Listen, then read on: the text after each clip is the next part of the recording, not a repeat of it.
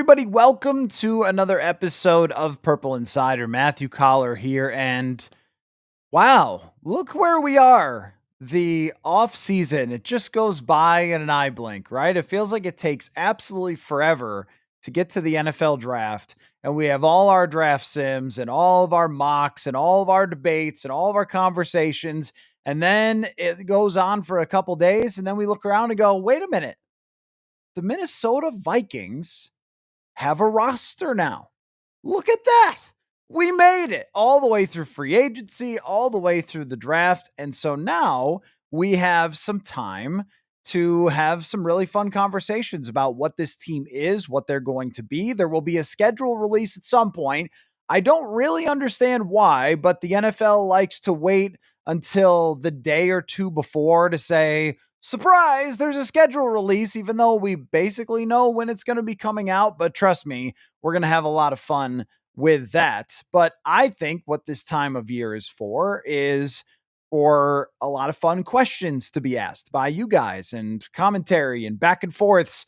And we can have really good discussions about what the Vikings are going to be and our biggest questions going forward. So I will toss that out there to you folks right off the bat.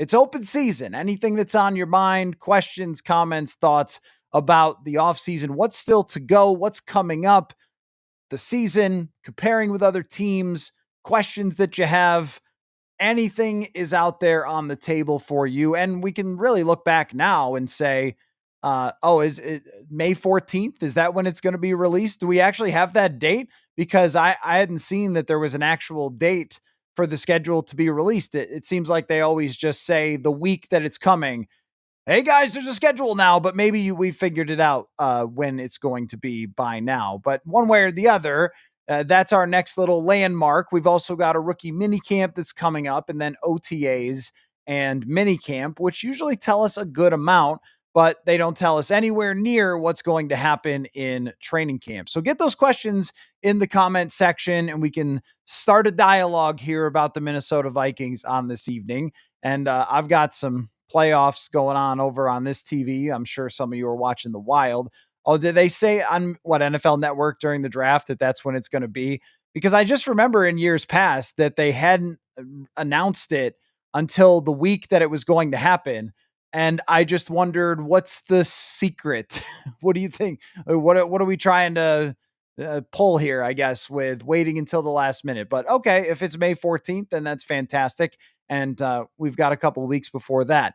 But I did want to start out with just the other day where I had a chance to go out to TCO Performance Center and see JJ McCarthy throw actual footballs. Now, I was laughing really hard when I was poking around YouTube and somebody had taken the videos that all of us took with our phones or that the local news took with their amazing $20,000 cameras of JJ McCarthy, and they were trying to break down how he's throwing or something. I'm like, okay, all right, man. Shark has been jumped on football content. Seriously.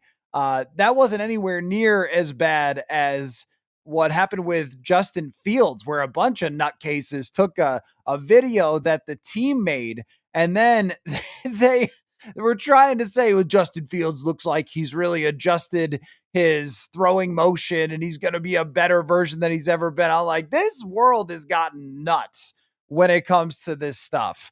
So first, I would say, as we talk about my main subject here, which is what we're going to be looking for JJ McCarthy in the spring, the first thing is just like, let's all be rational about what we're going to be looking for in the spring, because I know that there's going to be this rush and this desire to want huge conclusions from JJ McCarthy and how he looks in OTAs and minicamp.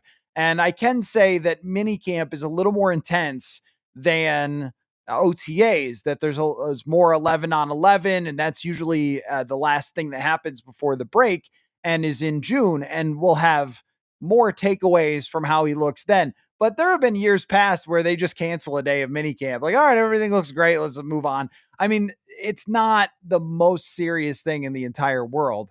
So realistically, from JJ McCarthy, the other day, the only thing we could really take away from watching him throw a football is like, look, he's there. He's throwing. great. He still remembers how to take a large pigskin and huck it down the field, and that's good.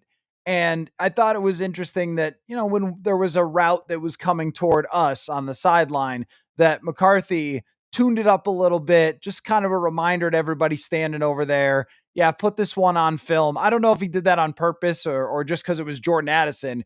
He really threw it hard. But yeah, breaking news, he can still throw a football. There's literally no other takeaway from seeing JJ McCarthy do that. But listening to him talk, my biggest takeaway was just that I think someone as cerebral as JJ McCarthy, who seems to really think through everything, whether it's he gets asked about the meditation all the time, which I don't think is an uncommon thing for human beings in general, but quarterbacks, athletes, sports psychology is a really, really big field in all sports now, football included, and meditation is common. I wrote about this with somebody who does some work with the Vikings on that side of things last year when McCarthy talked about it. But I think even something like that just takes you a little window inside of who JJ McCarthy is, that he thinks through every part of how can I be the most locked in? How can I put in the most work? How can I get the most out of every single practice and all those sorts of things? And when he talked about the behind the scenes stuff, there was some things that we knew about, like him meeting with Kevin O'Connell and how those two would get together each week, and JJ McCarthy would do the same thing that Sam Darnold would do. He would act like he was going to be QB1. He would talk about the concepts and go over the film and have that meeting with KOC. And that's enormous, just for him to have that time understanding the scheme, having all those discussions. But even when he went beyond that, we did not know until the other day that McCarthy had been working on the defensive scout side. So watching film, scouting the defensive players, and building up this bank of knowledge for himself before he gets ready to be the starting quarterback. So that type of experience too, and just knowing what you have to look for on that side and that part of the work, being inside that room. He said that he really took away from Sam Darnold his ability to just stay focused and be himself on a weekly basis. Like all those types of things were interesting to me because of the discussion of him not ever playing before. And of course, we don't really know what he's going to look like when he gets out there, but we do know that all this experience mentally will matter at a position that is so much above the neck. So that brings me to, what are we going to be looking for as we go into the spring? We're going to have an OTAs. We're going to have a mini camp. So what are we going to be looking for with JJ McCarthy from there? I think the first thing to me is just how comfortable he looks physically when he's actually doing some reps, 11 on 11 or 7 on 7. From my recollection in recent OTAs, there has been very little in terms of 11 on 11. I think that Kevin O'Connell is very serious about not getting anybody injured during an OTA or a mini camp, and that is the right way to go. The last thing that you want is anybody going down. And he said this before. He has said things like, I don't want to see anybody hitting the ground. I don't want to see anybody falling down in an OTA or a mini camp practice, because you don't want ankles, hamstrings, anything like that that is going to slow down progress when you get to the actual training camp. So from that perspective, we can't really take it super, super serious, but we'll be just looking for how he looks physically to start with his dropbacks. Does he look like he is getting his feet in the ground, trusting his legs the same way that we saw before, because he's really doing this for the first time out there with that group? How sharp is he accuracy wise? Remember last year during OTAs and minicamp, he struggled quite a bit with his accuracy. And again, I'm not going to try to take away how accurate was he in the 10 passes you saw at TCO Performance Center the other day. That's ludicrous. But in an OTA, we'll get, I think, three different accesses to OTAs. That's off-season training activity, I think. Organize training activity. Somebody correct me if that's right. It's basically a practice. That's all it really is. But there are rules to exactly how long they can be and what you could do. It's just a practice. And they have a couple each week in the middle of the spring and into June. And then it's mini camp. And there's really no difference between OTAs and mini camp. I don't know. Ask the NFL why they're not just called practice. But either way, usually what we get is access to one of the days, one of the three practices each day.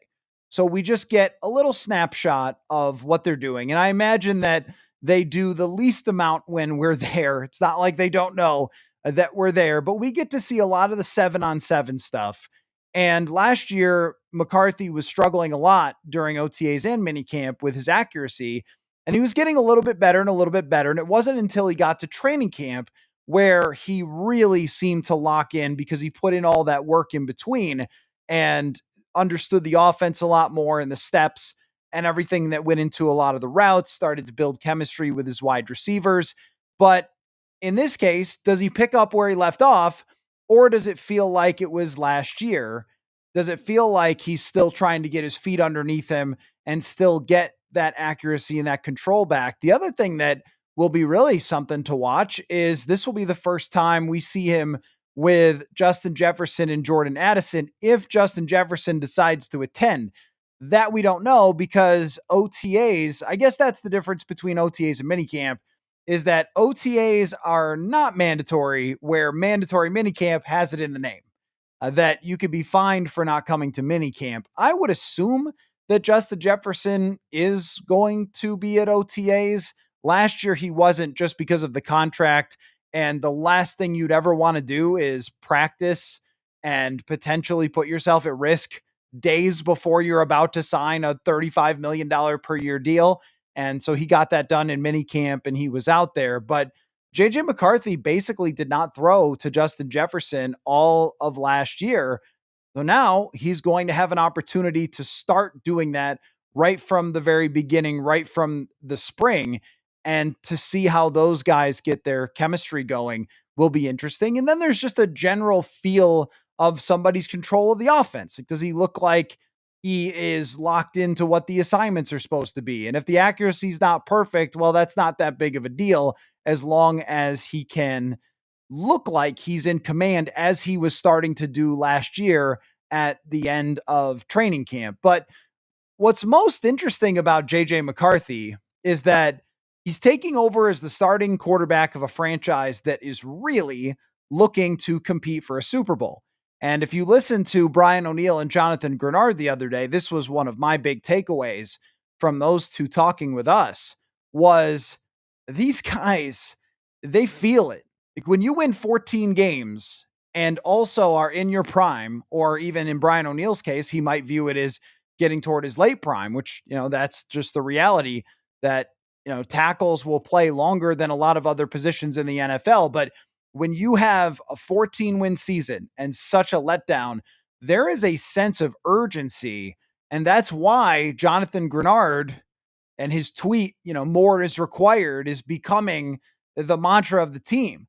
I mean, last year it was kind of, hey, one day at a time, and we're going to prove that, the outside world is wrong, or the Vegas gambling community is wrong, and all that stuff with the over under. And Kevin O'Connell was smart last year to lean into that. Hey, we're going to show the world that we're not a 6-win football team.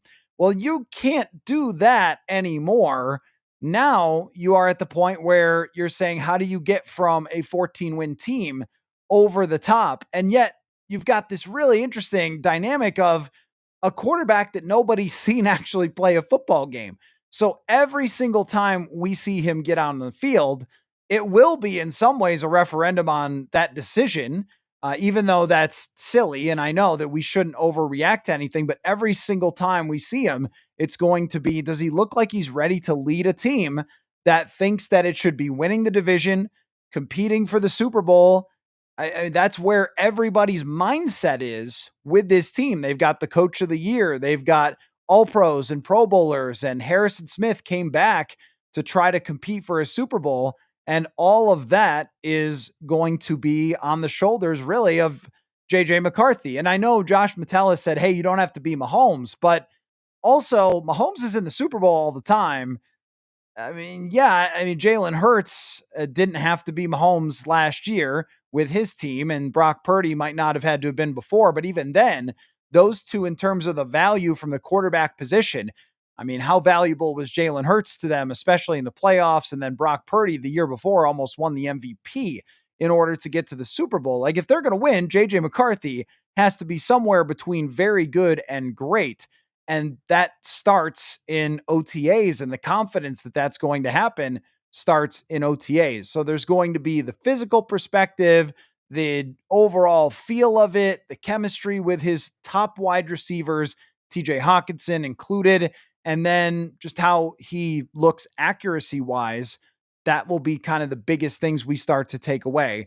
But of course, I will just have to implore you to not overreact to OTAs and minicamp and the reports that come out, because including from myself, and we're going to try to hold ourselves back because it's not going to be the final truth. Like in years past, what were OTAs?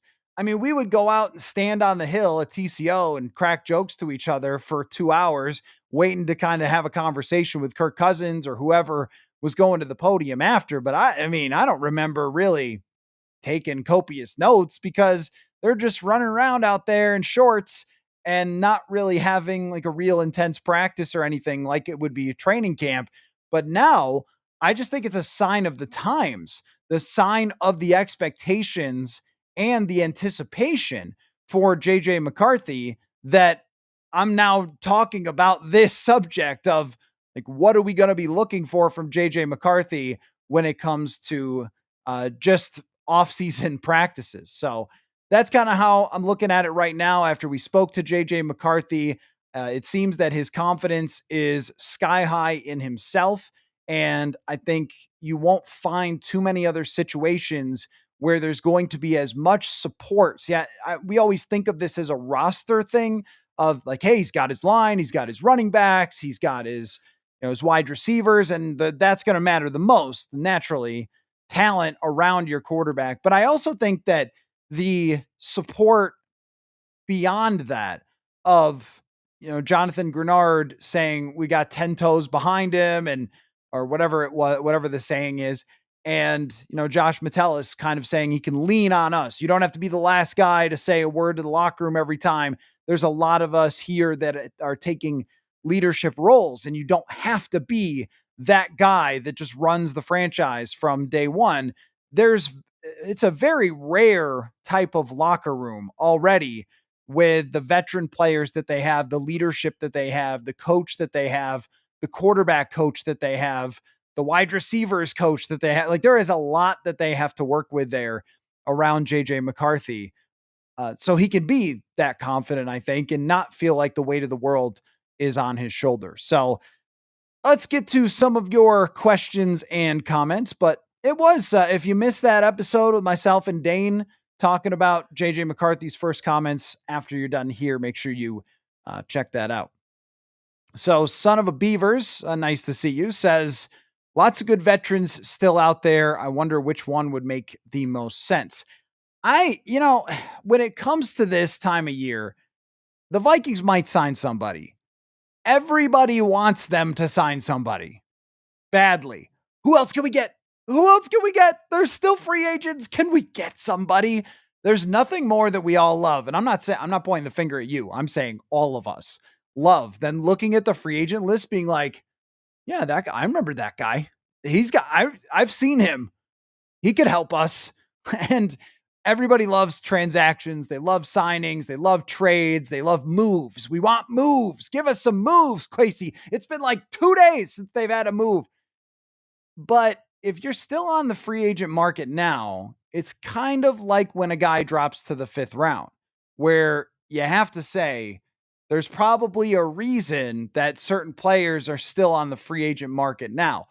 Last year, they did get Stephon Gilmore late in the process, and he worked out really well for them and was a good corner for them. Key part of the defense last year and a veteran leader and all that sort of stuff. So it can happen. But when I look at the remaining list of free agents and I go, well, who am I tossing over the side of the boat to bring in this guy? And the cornerback room is the one that I know most people have focused on. And maybe they could dip into bringing in a veteran at corner. There's guys out there that if they're looking for a chance to make a roster, maybe they could. There's like a Mike Hilton, I think, is still a free agent. Rasul Douglas. There's still a couple of guys, but every one of them is either old or banged up or not that good at football. There's only a handful left. And that kind of goes for all positions. So the Vikings would have to make decisions of, well, if you bring a guy in, and injuries can change all of this, but if you bring a guy in, then that means you're taking practice reps away from somebody else. So even just when you think about the cornerback position, think about, well, they want Dwight McGlothern, who they seem to believe in, to get a lot of reps. They already brought in Jeff Okudah. Now, I don't think a lot of Jeff Okudah based on where he's been, that there's going to be a great chance that he's a contributor. But if they've got a plan for him, they're going to want to see it in practice. So do you bring in another veteran player, and then kind of push everybody else's snap counts down in practice? They're going to be thinking about stuff like that at every position. So I want transactions as much as you. I mean, an emergency podcast in May because they signed somebody would be a lot of fun, but I just don't know if they're actually going to bring in too many other people or make too many other moves. Maybe one other guy on the roster, but I think that what you see in front of you is what you got for this roster now. And you also want to leave the room open for undrafted free agents and late round picks to have their chances too, because you went out and got that guy and you want to see what he's going to look like. So the corner room is certainly one that still is open a little bit. Safety is another position that they could grab one more guy in free agency if they want to, but I just don't, see a ton of room on the roster to do this. Steve asked, do you think they'll bring back Shaq Griffin? I mean, they might. Like, there's always that possibility that somebody gets banged up or they just decide, like Shaq Griffin just decides, I'm not going to get very much in the free agent market. My market is dried up. And hey, Vikings, will you take me? And maybe they will because he played pretty well last year. It just seems like they've kind of moved on. It just seems like they have this room that they are happy with and want to see developed. That's what I'm looking at right now. I'm not so sure that they're saying we've got to get another guy in here. Maybe that'll be wrong. Maybe they will add another veteran corner. I look at it as they really seem to like Isaiah Rodgers, and they probably could have drafted a corner if they wanted to early, but there maybe wasn't an opportunity to do so after the first round. They could have taken Will Johnson, but then look at how far he fell. Clearly there's a serious issue, and it was reported that there's a knee problem. I'm sure that they had that discussion of like, man, if this guy's a top 15 talent, do we roll the dice on Will Johnson? They decide not to do that. So maybe one more body, maybe one more guy. But I think that they're happy with Isaiah Rodgers and with Mekhi Blackman, Byron Murphy, obviously the leader there, and a couple other guys that they've got.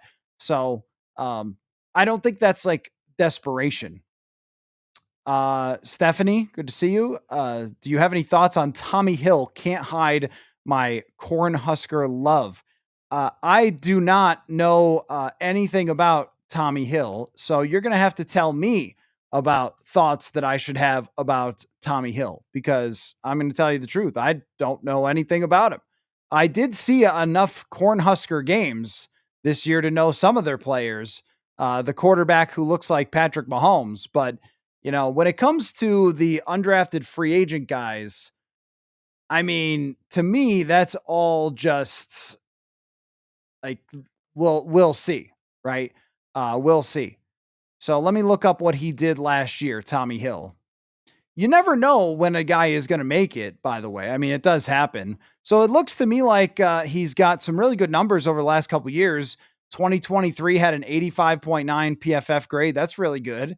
Only gave up in 2023 a 40.4 quarterback rating into his coverage, but then last year he struggled more. Good run defender every year at Nebraska, 6 foot tall and a little bit on the older side. So that's the best I could do reading his PFF sheet, but I can't say that I have dug into the Tommy Hill film. So you have to tell me what he looks like. Matt says, how did JJ's arm circles look? Yeah, I mean, that's what we're really dealing with in watching the warmups. You know, he's out there doing fake drop backs, tweaking the hips. Like, I don't know, guys. I think he's got it.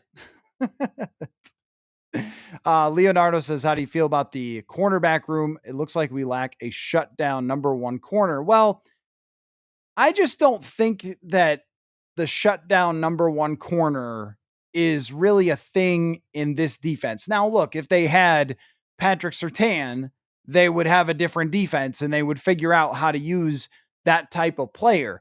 But when I think of number one shutdown corner, I think of like Darrelle Revis. And I think of him lining up straight over the top of Chad Ochocinco and shooting his hands and hitting Ochocinco and playing super physical and not letting him get any room. That's just not really the NFL as much these days. There's so many underneath passes. There's so much pre-snap motion, and there's so much zone coverage that's getting played. I can get you a number on this if you give me a second to just demonstrate how much the NFL has changed in its coverage over the last couple of years. So when you say shutdown, I think, Byron Murphy is probably more valuable than you think he is because he's not just, hey, track that number one guy like Xavier Rhodes was a couple years ago. So I'm going to have to let this load. But PFF does have the different coverages, like how often someone played in man coverage, how much someone played in zone coverage. And what it shows in their coverage scheme data is just how much that teams have shifted toward playing everybody in zone outside of a couple teams. I'm sure you're going to see the New York Jets play a lot of man coverage. I'm sure you're going to see a couple other teams that still kind of play that way, but most teams have shifted to playing zone all the time. So just for example, last year, if we look at starting corners or corners that played more than half of the snaps, what you see in the man coverage is that it's mostly New England Patriots and Detroit Lions at the top. And then everybody else, just for example, there was only 16 guys who played man coverage more than 35% of the time. So 35% is not even a high percentage. And there was only 16 guys who played man coverage 35% or more. And if we go back, we'll see if this takes a second to load, but let me just go back to 2017 when Xavier Rhodes was doing his thing. See if they've got the data then. This might be a little more of a new thing that they've come out with, but we'll see. This is the cornerbacks always take longer to load because there's like 200 of them. But what we'll see is that they used to play a lot more. There used to be a lot more. So I told you 16, right? Remember 16 guys played more than 35%. In 2017, that was 42. That was 42. It just shows you how much that's changed. Xavier Rhodes, actually in 17, Xavier Rhodes is listed as only 34% of the time playing man, which was his best year. But they also played a lot of cover three, which kind of looks like man. And the NFL, if you're playing cover three, you're getting beat by a lot of play actions and deep stuff. And so that's why it's really changed a lot. The point just being that you're often looking for guys who can read and react, who understand route combinations, who are mentally shutdown corners, but not necessarily that lock-in guy. I'm not saying you don't want it. I'm not saying that you don't want that guy or that, you wouldn't change your defense if you had him. But Byron Murphy, I think, is really valuable. That didn't entirely answer your question, but it's just something I've been thinking about a lot. To your question, how I feel about it is if we put it in like a confidence meter, I think I would go like a 6 in terms of confidence. When I hear Kevin O'Connell rave about Isaiah Rodgers and how much Brian Flores likes him, I do lean on that side of believing them because I think that Brian Flores, he's not. Sometimes we treat him like he's superhuman and he could never be wrong on a player. Well, of course, they've been wrong on players during his time here. But uh, when you're talking about somebody that they're putting that much trust in to the point where they haven't gone out and gotten another corner, then all right, well, I'll buy on that. And the data on Isaiah Rodgers is really good from his previous stops in Indianapolis and with last year the Philadelphia Eagles. So, all right, and Murphy, we know exactly what he is. Mekhi Blackman was coming along nicely, and the depth is still pretty concerning. I mean, Dwight McGlothern had a good training camp, but that's it. Jeff Okudah, I mean, we'll see. So I think it's probably like a 6. What we know from last year, though, is it's not like it needs to be a 10 in order for this to be a good defense, because they are going to create so much pressure that you need guys who can play aggressively. You need guys who could be in the right spot and tackle and make a play now and then. But the overall secondary, I think last year I was really a little bit, well, no, last year with the corners, we were still lacking in confidence. With the secondary in general, having Cam Bynum back or still there, that helped a little bit for the confidence. But last year, I mean, we had those discussions all in the offseason. What are they going to do at corner? They got to sign Stephon Gilmore. They're old. They're not fast. And they ended up with a top 5 defense still. So I think it still should be fairly high. It deserves to be above a 5 for me, confidence with the cornerback group. But it's definitely not a 10 when there's still enough questions. Like, Rodgers has never played a full season before. He is topped out at just over 500 snaps. So even if they love him, he's still going to be asked to do more than he's ever done before. So there's questions. Let's see. Jason says, rumors the Vikings might be Pittsburgh's opponent for their game in Ireland. Is there enough money in the Purple Insider budget to go to Ireland? I don't know. I'm paying all these interns all the time. That's just because I know Clay is listening. But I don't know. The international, like the trips, think about the trips that I usually make. Last year I went to Seattle, which is not a bad trip from Minnesota. I was planning on going to Pittsburgh. I usually go to Green Bay and Chicago. This year I'll go to Detroit again. Ireland is a little much. I think a lot more of you need to sign up for the newsletter at purpleinsider.football if I'm going to go overseas. One of these times I'll do it. I haven't gone to the London ones. One of these times I'll put some little budget into it. But just as far as the business aspect, where I've really put a lot of the budget is, well, traveling to the owners' meetings, traveling to the combine, like those things kind of add up. And then, road games, and also all the guests that you see, the regular weekly guests. Like if someone's like Jeremiah Searles is going to come on every week, then, I'm going to pay him to do that. So I've kind of invested it there and not so much in the international travel, but maybe Ireland would be a really interesting place to go. I'm hoping it doesn't happen because I want to go to Pittsburgh. I have not covered a game in Pittsburgh. That was not one I went to in 2017, and the Vikings haven't played there since then. It's one of my favorite cities. When I used to live in Buffalo, we would drive down to Pittsburgh. And what was really great about that is that they were so bad, the Pittsburgh Pirates, that you could just get a ticket right behind home plate for like $14. So the wife and I would drive from Buffalo down to Pittsburgh for a weekend, and we would go to like 3 Pirates games for $50 a piece. And it was awesome. Like I saw Albert Pujols hit like a 450-foot home run from right behind home plate, and I paid nothing for it. And then we'd go see different parts of the city. So there's a lot of great memories for me there. And I would like to just go there. And so I'm hoping that they don't. And I'm sure the Vikings, from their perspective, are thinking we've gone overseas a bunch of times. Not sure if we really want to do that. How is Will Riker doing? Probably fine. I don't know. He was out there and he was warming up, but that was all we saw. I mean, when it's off-season workouts, we're literally talking about watching 5 minutes of them basically stretch. And that's really about it. So it's not even seeing the entire practice. And even if it was, if I was good enough to see an OTA practice or something that's coming up and tell you how many field goals Will Reichard was going to make, an NFL team would hire me right away. They'd be like, you're a genius.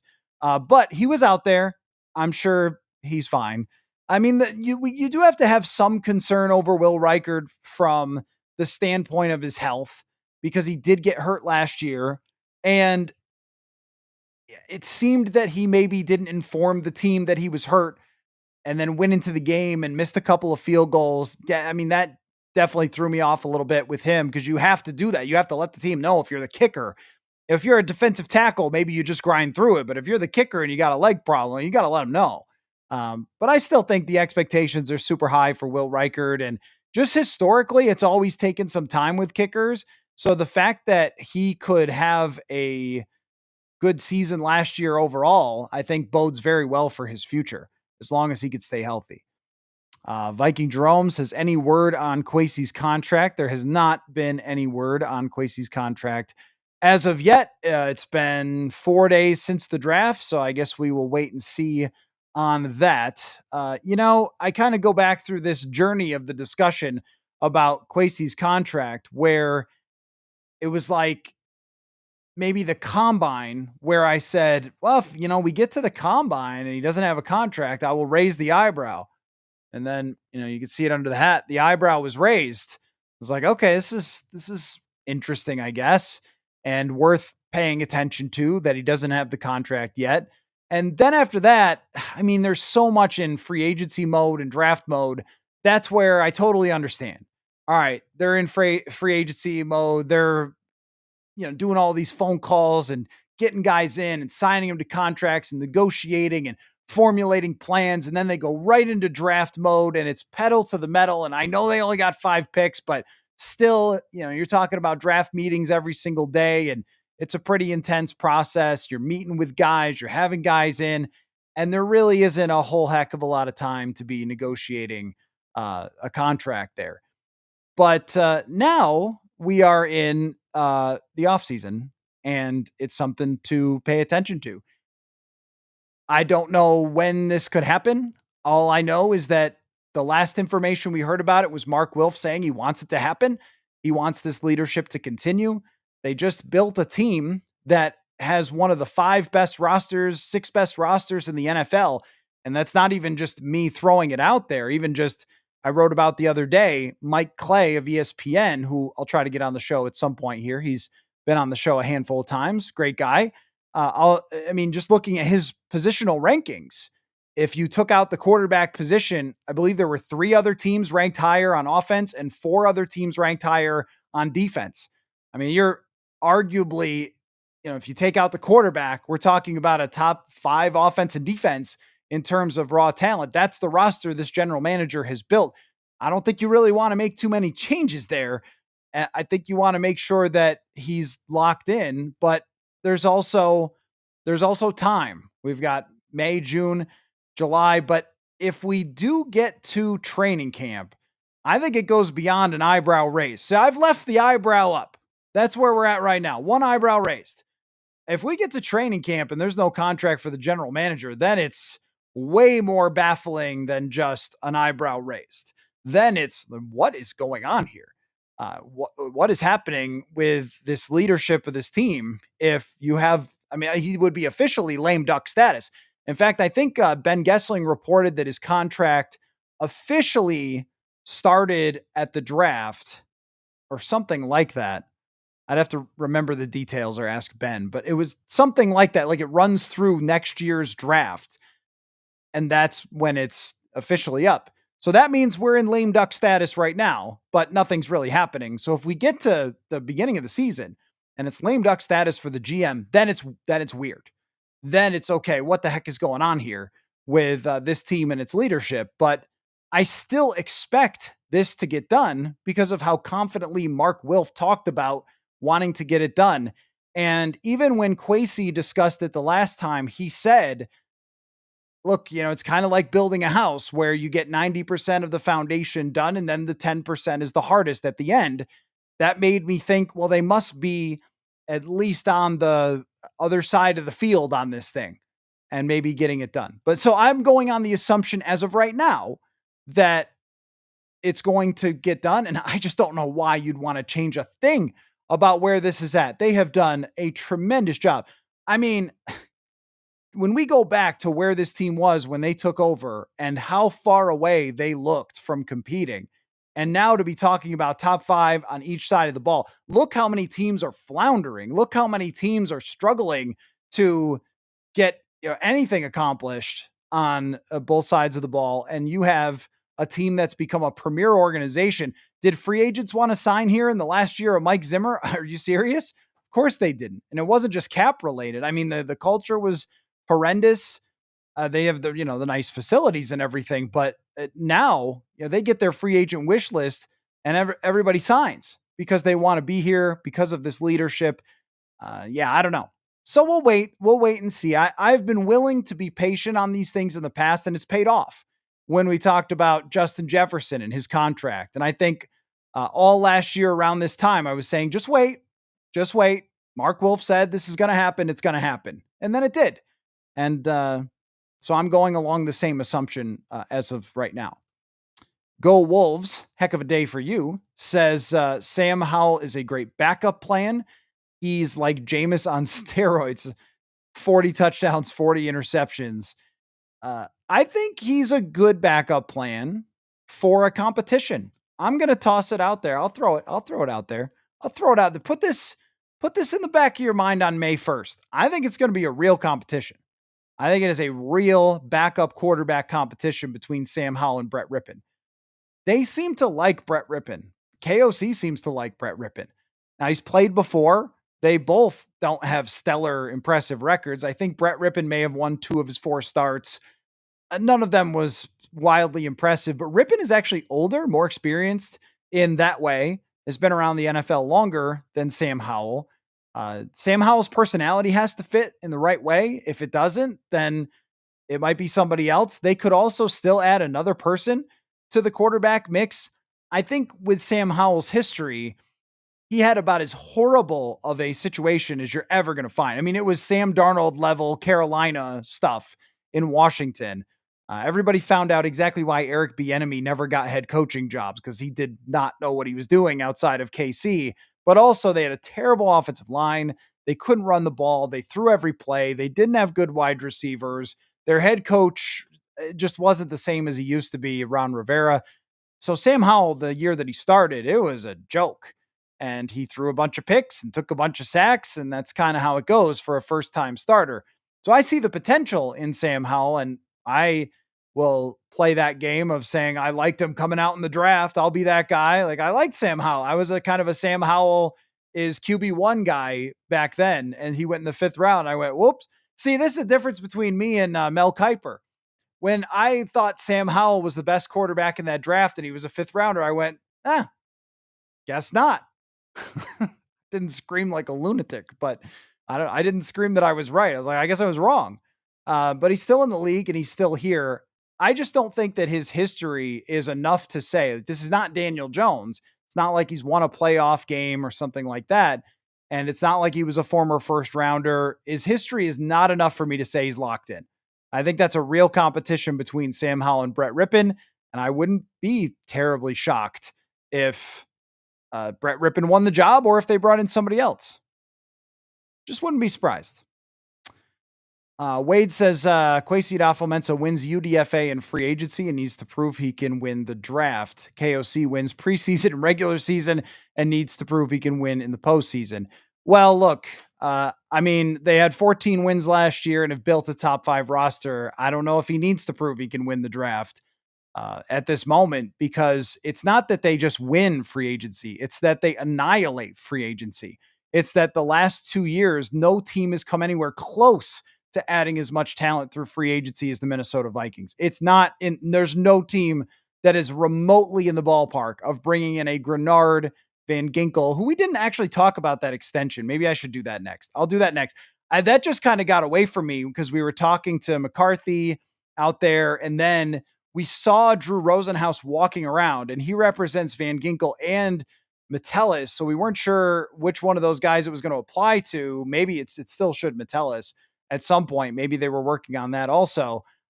And it ended up coming out later in the day that they gave an extension to Van Ginkel. So don't let anybody let me forget that. I'll get to that in just a second.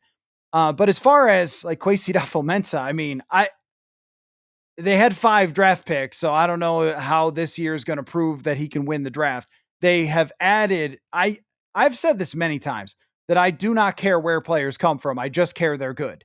And that's the same way with, did you get him in free agency? Oh no, he didn't get him in the draft. Well, I guess he'll have to give the Super Bowl ring back because he didn't get him in the draft.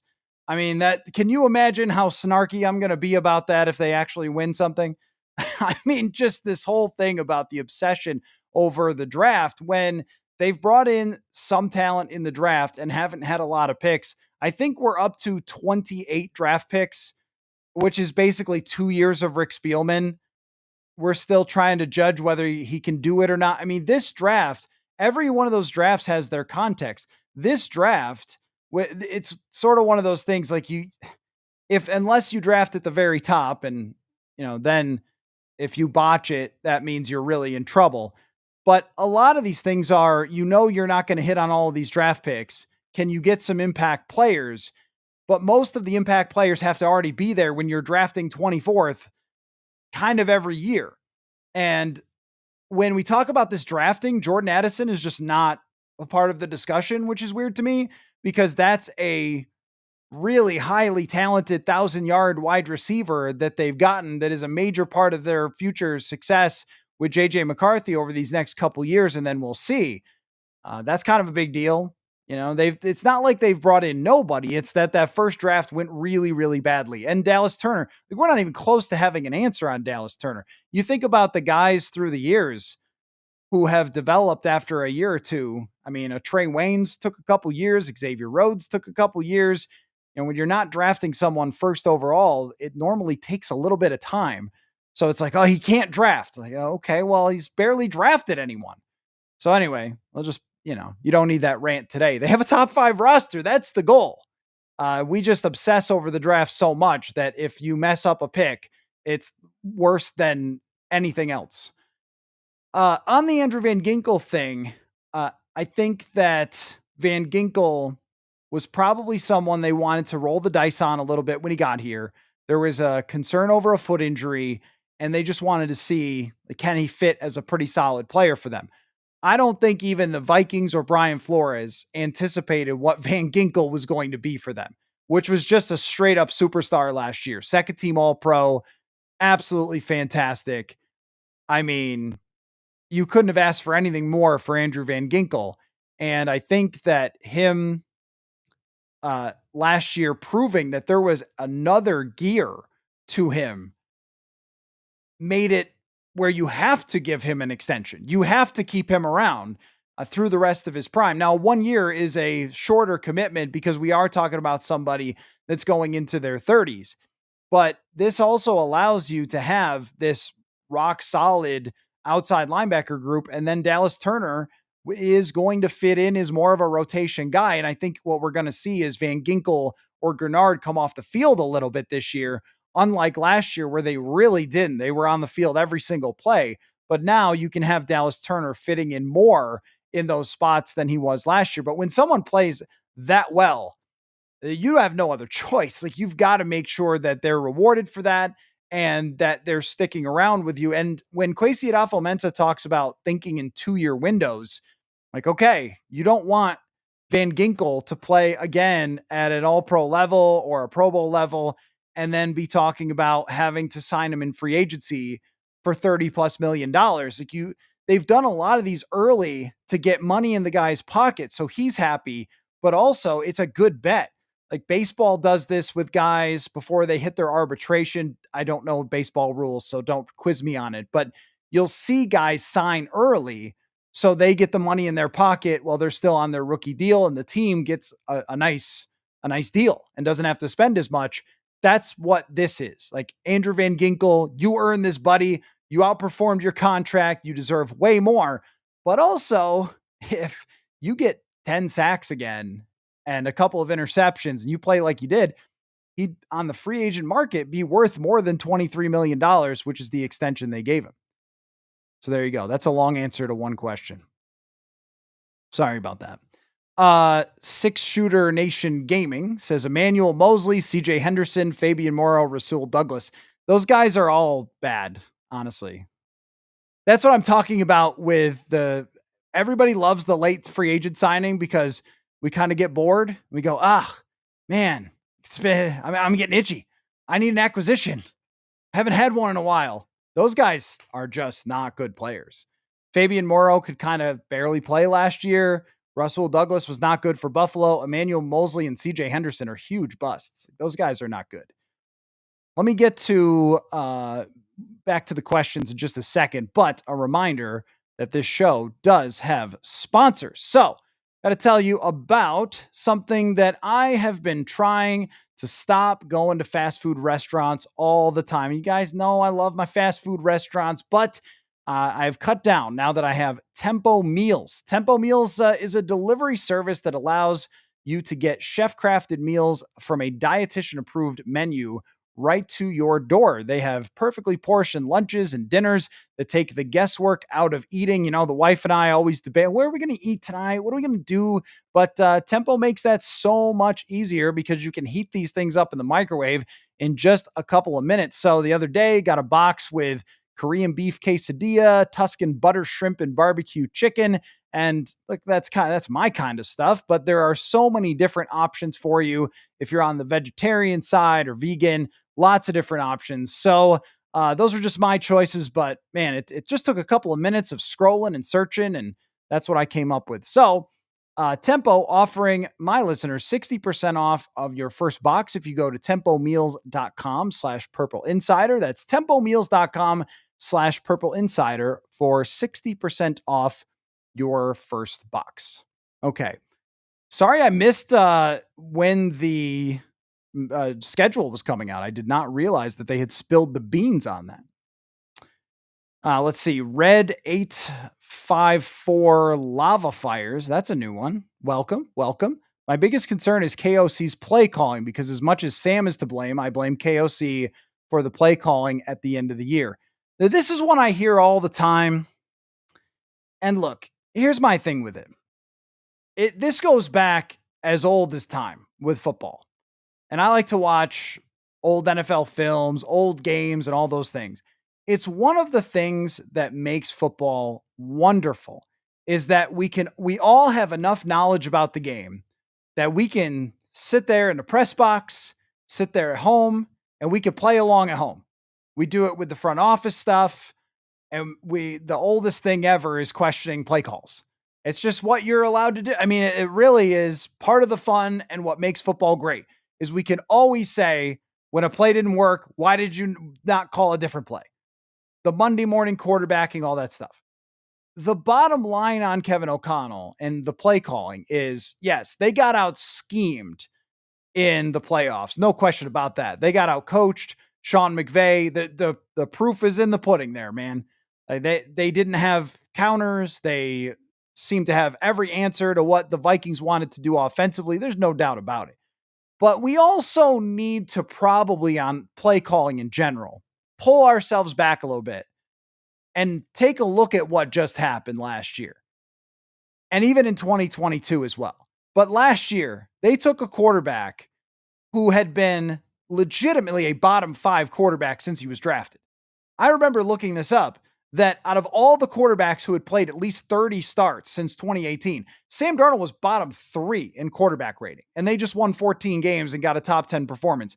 That's pretty tough to say the play caller doesn't know what he's doing. And I think part of it is that we watch every single play in every single game, and we just pick them apart like crazy because that's what we do. You don't watch every single Rams game. You don't watch every single 49ers game. You can tell me you do, but there's no way you do. You don't have enough time. I don't have enough time. Nobody does. Nobody's watching every single, because I'm sure if you're watching every 49ers game or Packers game, there's times where you're going, why did he call that play?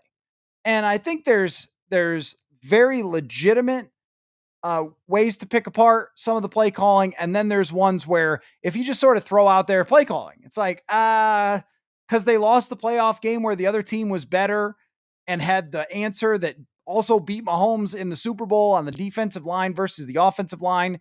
And they got a week to rest while the Vikings had to go to Detroit, and they have a Super Bowl winning coach and all those things. They got out coached in the playoff game. There's no doubt that as we go forward, that can't happen again.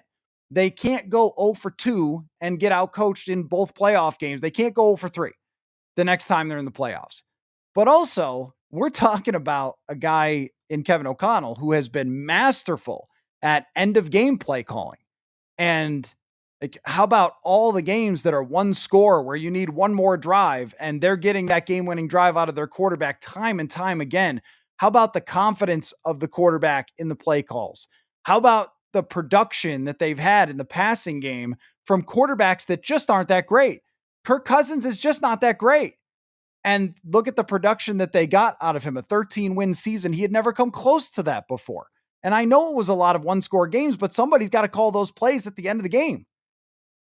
And the running game, too. This is something that's bothered me a lot with the running game, but there's been a pretty obvious explanation, which is talent. And so this year will be a test with the running game. Can you stick with it at times? But I think if you're talking about the biggest nitpick for a top 10 offense with a quarterback who had never been good before is, they just didn't stick with the run sometimes. It's like, okay, we need to center ourselves a little bit on this thing. Like what sort of like small critiques and what's the bigger he can't call plays? Because saying he can't call plays is bat bleep insane considering how much success they've had. Saying they need to figure out a running identity, well, that's real. Saying don't get too cute when you're up 2 touchdowns, run the ball, get some first downs, grind out a field goal, and win the game, that's fair. Don't run a stinking trick play in Jacksonville that gets you a 15-yard loss, that's fair. Like that stuff. So I think we need to be specific about that because I hear that all the time. Play calling. It's like, for this guy, how many offensive coaches out there are just totally lost in the woods that are finishing 23rd in offense and their quarterbacks are getting, sacked all the time or just mediocre? It's like they're having a ton of success at the quarterback position. So that it's not at all my concern with this team. It's more of just some things that I think that they can advance on and improve on with a better roster. But, that's roster is always going to make you look genius or stupid no matter what. I mean, look at San Francisco last year. Did Kyle Shanahan forget how to football or did he lose Christian McCaffrey? Right. So a lot of it's going to depend on that, but now they have as stacked of an offense as they can possibly have. And I think they're going to curate this entire thing for JJ McCarthy. So we're going to see a lot different on offense and maybe a little bit different of a play calling approach. Mr. Mayor, can you do a pie chart for Jeff Okudah? Jeff Okudah getting his own pie chart tonight is exactly what I was looking for. You get a neck roll for asking this question. Makes the team and is good to great, makes the team and is meh, makes the team and is actively awful, doesn't make the team. Okay. So just off the dome here, I will go with makes the team and is good to great is 10%. Makes the team and is meh is probably 40%.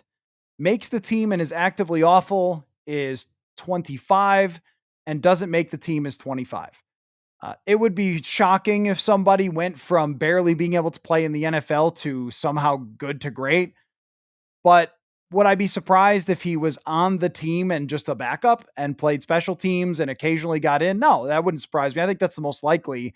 Makes the team and is actively awful. I don't know if he's going to play enough to be actively awful, and doesn't make the team is very much in play. So yeah.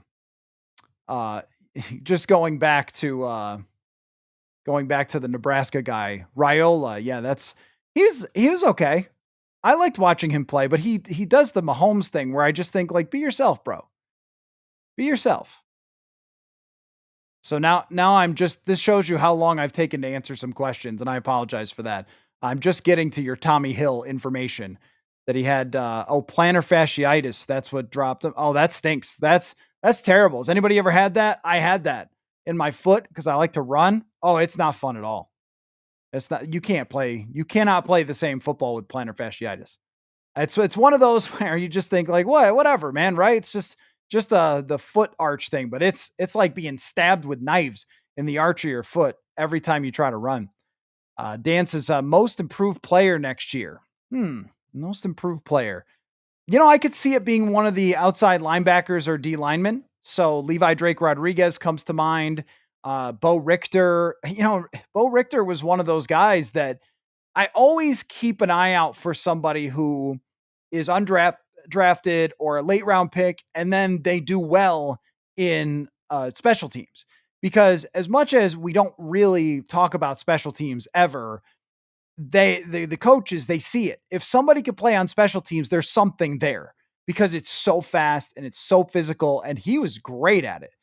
So Bo Richter, I'm very curious about. I wrote about him last year. If anybody wants to look that up, again, purpleinsider.football. But he was really interesting to talk to because he came from Air Force. And so he was kind of a late bloomer guy where they couldn't really find a position for him. And then he's an incredible athlete. He was one of those 40-inch vertical guys. He actually was going to play basketball and then decided that he's not tall enough to be an NBA player and thought he might have a better chance at football. So, but really has only big production in his final season, and then came to camp and was excellent, was really good in the preseason games. Gabe Murphy's another guy I'm keeping an eye on. Taki Taimani, I'm kind of interested in too, because he made the team last year. Remember what a big surprise that was. So there's a lot of guys in that room that I think could be pretty good. Marley says, got plantar fasciitis jumping on a trampoline and it never fully healed. Dude, I'm saying it's not fun. It is not fun. Let's see. Keenan Allen, Rasul Douglas, Julian Blackmon, CJ Beathard. Yeah, I know, son of Beavers, you've been pounding the CJ Beathard. Maybe because I still think it's possible they bring in another quarterback. Julian Blackmon's a weird one. He was pretty good, right? And he just has got no interest at all. That was odd to me that Julian Blackmon, safety for Indianapolis, his numbers were all right, and he just has not gotten any interest. Here we go. Now here's your neck roll worthy is Oscar Hampton. It's going to be the punter of the future. He's one of those Aussie guys, Oscar Hampton. They brought him in. Hey, punter competition. You guys, the last couple of years, they've had punter competitions, but we've never really gotten there with it.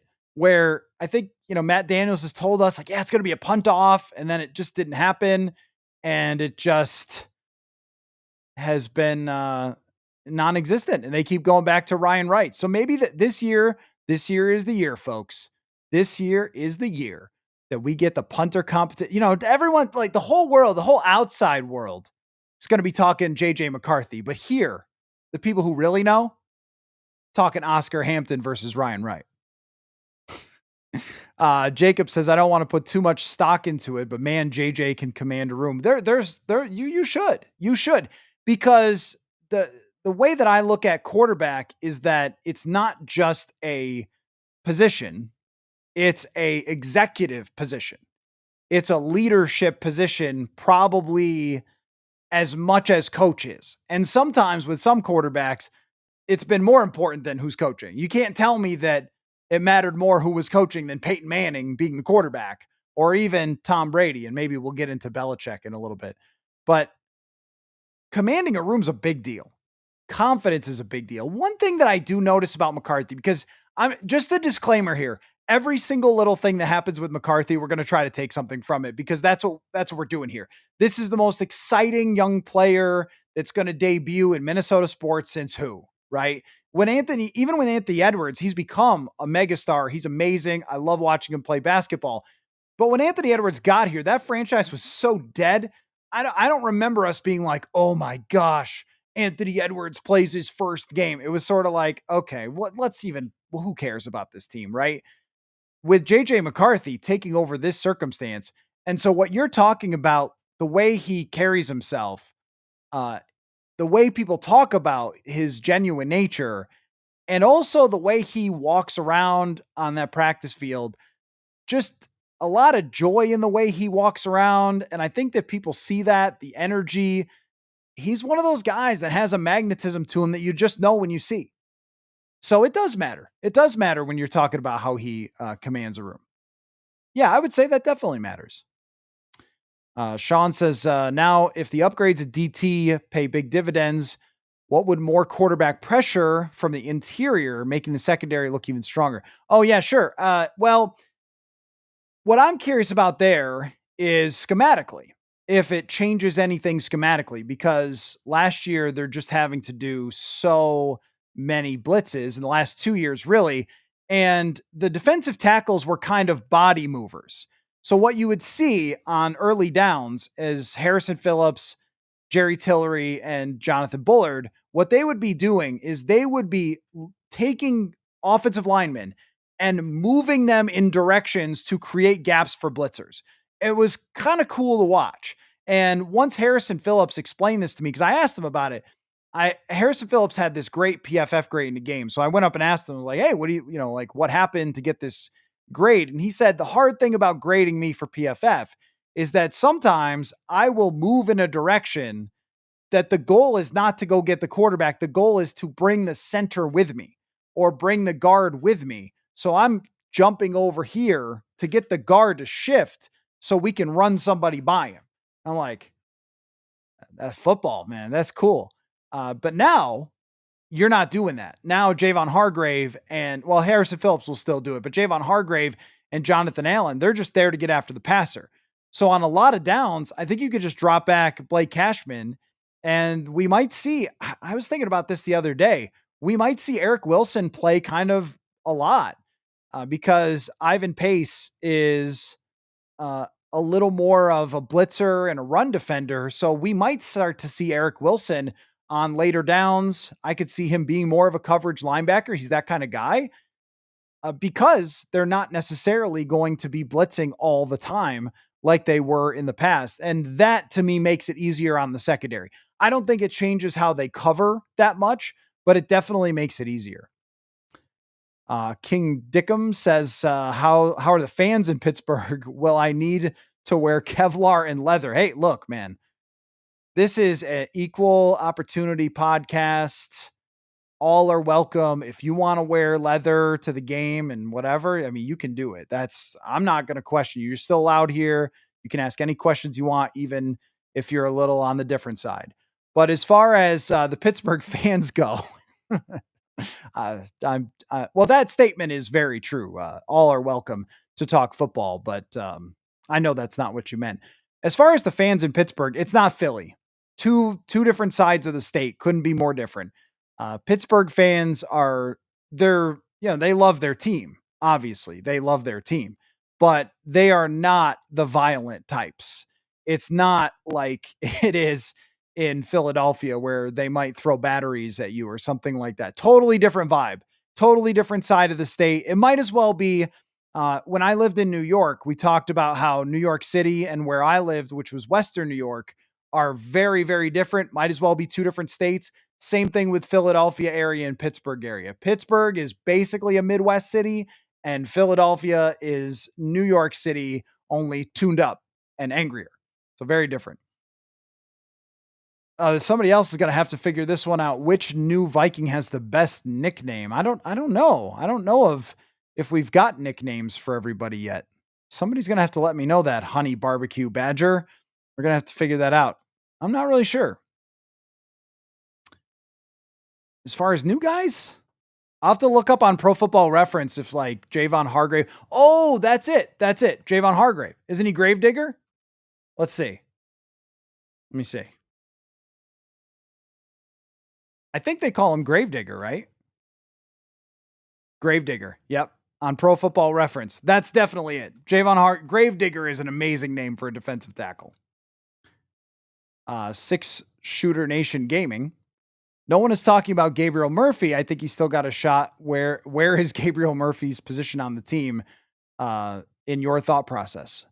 Oh, I mean, he certainly still got a shot. I mean, last year he made a really good first impression and then he got injured. Then we didn't see him until 2/3 of the way through the season. And they were very suspect about the just the nature of the injury. And then he comes back and he plays in a single game and that was about it. But as far as where he stands on the team, the fact that they didn't go out and get anybody else is telling. I think they like the depth in that room with Murphy and with Bo Richter. And both of those guys have a chance to carve out a role. Patrick Jones's role is essentially going to go to Dallas Turner. And and then those two will kind of battle it out. And we'll see if there's any other emerging guys or undrafted free agents or anybody I'm missing on outside linebacker. But he could end up having a big rotational role for them. Dusty says, come on, Dallas Turner was a first round pick. He must have 19 sacks in his first year. Otherwise, he's a bust. Everyone knows that, regardless of two Pro Bowlers being in front of him. Thank you. Thank you for the snark on that one, Dusty.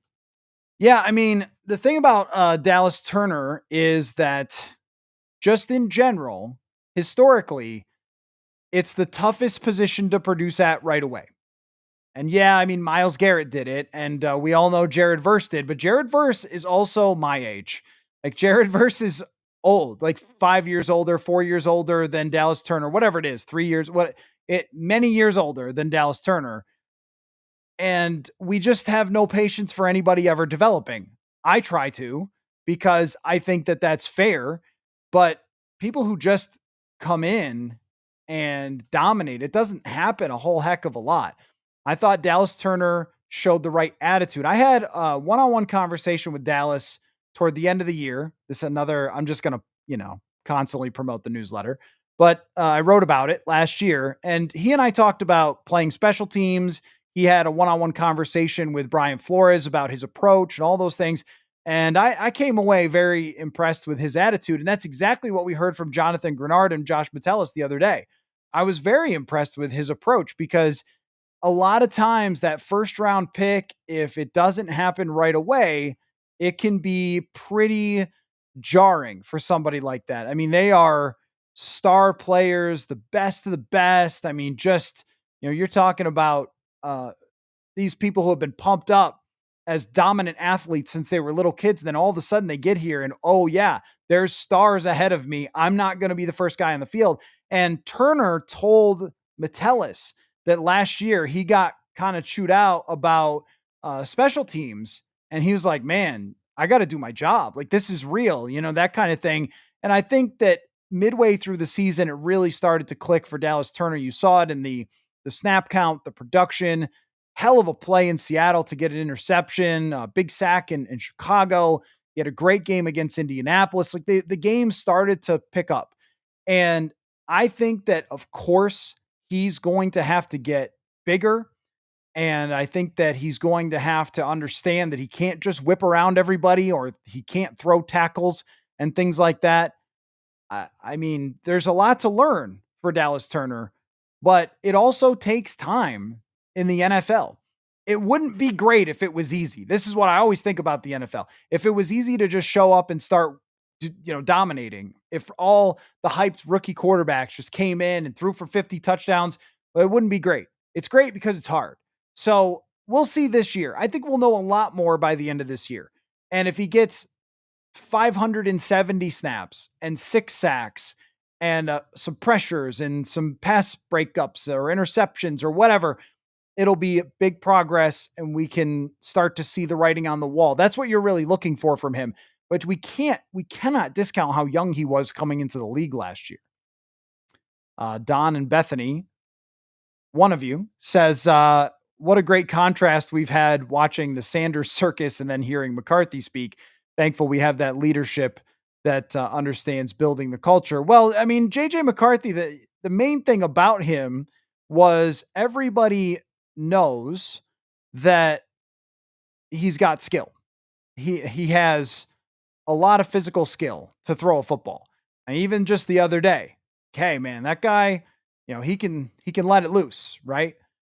But a major part of the reason why JJ McCarthy is here as the Vikings draft pick is what's above the shoulders. I don't know Shadur Sanders. I didn't cover him in Colorado. All I know is that the arrogance that he exuded throughout the draft process of not doing the Shrine Bowl, not doing the Senior Bowl, not throwing at the combine. Like, JJ threw at the combine, and JJ crushed the meetings, and JJ went on TV and was asked by everybody on television, hey, why didn't you throw the football that much at Michigan? And had great answers. And I know they're prepared answers and things like that, but he has a natural way about him that is just relatable. And you could certainly figure that was the case inside of those buildings. And then the Vikings go to visit with him, and he had the private meetings. And remember, Shadur blew off some of those meetings. Teams wanted to meet with him. And then his pro day was no good. And McCarthy's pro day was good. So there's a big gap of why a guy gets drafted in the first. And a lot of it is just, this is your job interview. Are you taking it seriously? He didn't. He thought, I'm like the best player in the draft, so I'm not going to do any of this stuff that all the dweebs like Michael Penix and JJ McCarthy and Bo Nix had to do. Well, those guys proved themselves in that process, and he didn't. It doesn't mean that Shedeur won't learn and grow up and figure it out and become a good quarterback. It's possible, but you can really see the difference in the approach. And if he doesn't figure that out and he just thinks he's victimized, well, then it's not going to last very long. Thank you so much, Jacoby, for the super chat. Really appreciate that and the kind words. Thank you, thank you, all of you showing up during a wild playoff game. It was Wolves. I wouldn't have any audience, but not everyone's a hockey person. A wild playoff game, and I got the Knicks game on over here. That's why I keep looking over there. All of you showing up to have a chat. Really, really appreciate you. This is a good one tonight. I know Clay's itching behind the scenes because I answer these questions for too long, but we'll get to him very shortly after a few more questions. Joel says Eric Hendricks released a 1:30 video of Viking highlights. Is he retiring or coming back? Certainly better chance that he's retiring than coming back. It'd be pretty shocking if he came back, or maybe his social media manager just posted it. I don't know. If he retires, I'll sure have a conversation about it on the podcast that's much longer than this. But all I want to say is, of all the players I've covered, if we were doing an all respect team, like the guys that I just respect the most, Eric Hendricks way up there as far as just had every single thing you could have wanted from a character perspective, the heart that he played with, intelligence, just a tremendous human being, really, really special player, Eric Hendricks. So if he's retiring, then I wish him the best. I wouldn't be surprised if that ends up being the case, or maybe because he's still a free agent, he wants somebody to, hey, look, I was good. Rob says when Okudah has played, he has been very good. He's missed 3 of 5 seasons through injuries. It's just not the case, Rob. It's just not the case. We got numbers for that. It's not been good. It's been quite bad, actually. From Jeff Okudah. I can pull it up for you. He had a moment against the Vikings, but as far as his actual performance, and this is why I love the PFF data so much, but he hasn't had a single season where he graded above average. And as far as quarterback rating against, when he's been thrown at, 106.3 quarterback rating allowed when he's been thrown at. So my expectations are not very high. Maybe they can figure out something for him. And Brian Flores always gets the benefit of the doubt that there's something there. But I honestly think this is just the case that the guy played really well against them one time, and so they signed him. Anthony Zettel theory. Anthony Zettel did the same thing. You're saying that 95% that Okudah makes the roster because his money's guaranteed. I promise you that's not that big of a deal. $2 million guaranteed is just not that big of a deal. But we'll see. We'll see how he fits in. He's not so. I put him under that same category as they take swings at these types of guys all the time. This guy was a former first rounder. Give him a couple $1 million. Let's see if there's anything there. I don't think that's a bad idea, but I also do think that if you're setting any sort of expectation for him, then you're probably too high on that. He's just somebody that, could potentially play some sort of role. That's the best I can do. Dusty says, do you think that with the note, we might see some sub packages with Metellus as a third safety instead of Pace in coverage snaps? I mean, they've done that. They've done that at times where it's Metellus. And even last year, they had to have Metellus at linebacker a lot. There's just going to be a lot of different looks for them, as always. I do think that last year Pace showed some weaknesses in coverage, but I also think that linebackers in general from year to year can really have, go look at Anthony Barr's numbers or Eric Hendricks year to year. There's a lot of different numbers that they'll have in coverage. How much were you attacked? Was it your fault? That kind of thing. But I don't think with his size and his lack of length that he's the best fit to be a great cover linebacker. So they might mix and match a little bit more because they're not blitzing every single third down. I just think that all of a sudden Brian Flores has a little bit more in terms of options than he had before, because he's got the interior rush that's just going to be there. Is there a chance of Moss making the team? Yeah, they did pick up Randy Moss's son, or they invited him to rookie minicamp, I think, right? He's got an invite. Making the team is really hard from being a camp invite, rookie minicamp invite. It does happen. It does happen. And that was Chad Beebe. Chad Beebe was one of those guys. So I would never count it out. And that's what makes football so great. Like, Chad Beebe was too bad that he got hurt the way that he did, because that was a cool story. That guy didn't even really produce in college. And then he came out in rookie minicamp and was really good and ended up getting on the field. I mean, what's the percentage chance of that? So I never count anybody out. If the team brings you there, they do it for a reason, and you've got a chance. And then we evaluate everybody and see how it works out. So I'll get it all the time. Like, can this guy make the team? I don't know. If Adam Thielen could become a consistent Pro Bowl player, then anybody can do it. When does rookie minicamp start? I believe that the first day is the 9th of May. I have to check that. You guys knew when the you guys knew when the schedule was coming out, and I did not know that. But yeah, I think that's when. Okay. I have Diet Coke here. I bought the little ones. They were on sale. So I need that, which means that it's time to bring in intern Clay, who has put together his Clay's Corner for this evening.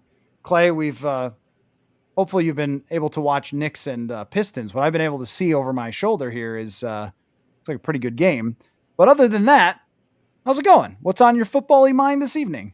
Yeah, I'm good. I'm just continuously impressed by this fan base and how locked in they are. No matter the time of the year, no matter how little news there seems to be, they're always here showing a ton of interest, asking great questions. So it's pretty cool to see. So it really is.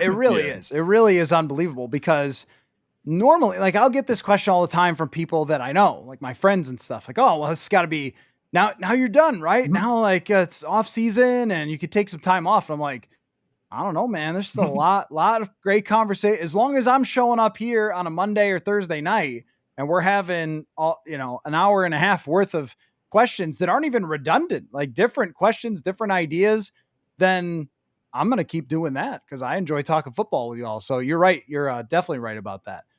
So you've put together 5 different things from the news, or different thoughts about what's going on. Where do you want to begin? Yep. So before the offseason, I think it was clear that the Vikings didn't have as strong of a roster as some of the other top teams in the league, such as the Eagles or the Lions. And now that the offseason is over, or nearly over, how much do you think they close that gap? And do you think they're officially in the conversation for best roster in football, or do you think they have some work to do? I think the answer is a lot, that they've done a lot to close that gap, because last year, even though they won 14 games, they did do a lot of it last second. I think Sam Darnold was one of the top in the league when it came to last second drives, fourth quarter comebacks, that sort of stuff. And then they played the AFC South, which was just free wins for everybody in the NFC North. And that made them look stronger than they were. And then that was all exposed against the Rams when they got to the playoffs. They went into the offseason and just tried their darndest to fix every single thing.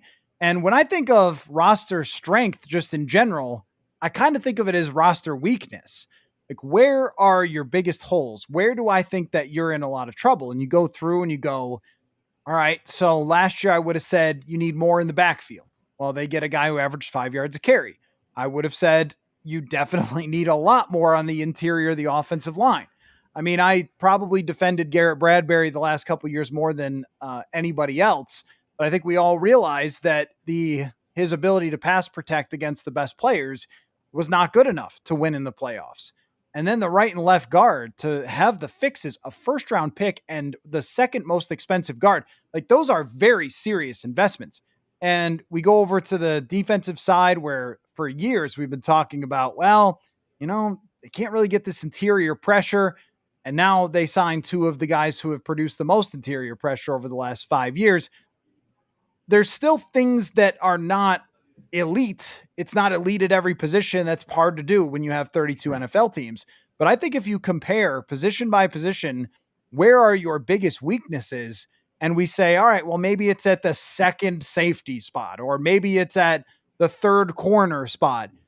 That means you're in pretty good shape, I think. And I would say they're not on the same level as Philadelphia. That even though that roster went through some stuff, they lost some players. It's not quite the same. Josh Sweat left and Milton Williams left. You're still talking about an absolute beast of a roster. I think it took a tiny step back, but not much. Aside from that, clearly, blatantly better rosters. Detroit would stand out to me there. That's kind of it, though. Like, I don't know of many other teams where you could say, all right, well, they're definitely better roster wise. The Lions by a nose. Philadelphia is the champs. They get to own that. I don't know. Where would you rank them? Yeah, I think the only other team that might be in that conversation is Baltimore. I feel like they've had a great team, and then I think they also had a strong draft. But I don't know. I think the Vikings are definitely up there. I think they had a great offseason and upgraded their most important weaknesses in the offensive line and the interior on the D line. But it's just hard to put them comfortably in that conversation because there's still so many question marks. I know Jonathan Allen and Hargrave have produced in the past, but it's still unproven that they're going to come in and be who they were before. And the Vikings need those guys to be elite, and they can't just be washed versions of themselves if they want to be a truly like scary team. And also the cornerback room, I'm still a little worried about. I'll give them grace because I'm confident in the safeties behind them and the D coordinator that they have. But they're going to be tested. There's so much receiver talent in this division. So I think if it comes down to health and just pretty much health, honestly, and just them being the impact players that they used to be, I think they could definitely be in the top 3-4 teams in terms of talent. No, I think that's completely right, because if we go position by position, there's always one question there where you could say, well, if this doesn't go right, then it's not going to be what we think it is. Now, that's also true for all the other teams as well. I mean, if some of these players that are moving into bigger roles with Philadelphia on their D line, and they just decided to pick up the 5th-year option for Jordan Davis, which was surprising because he really didn't play that much. But now with Milton Williams gone, he might have to play more. Like, everybody's got these, like, is Lane Johnson still going to hold up for next year? Every team has those.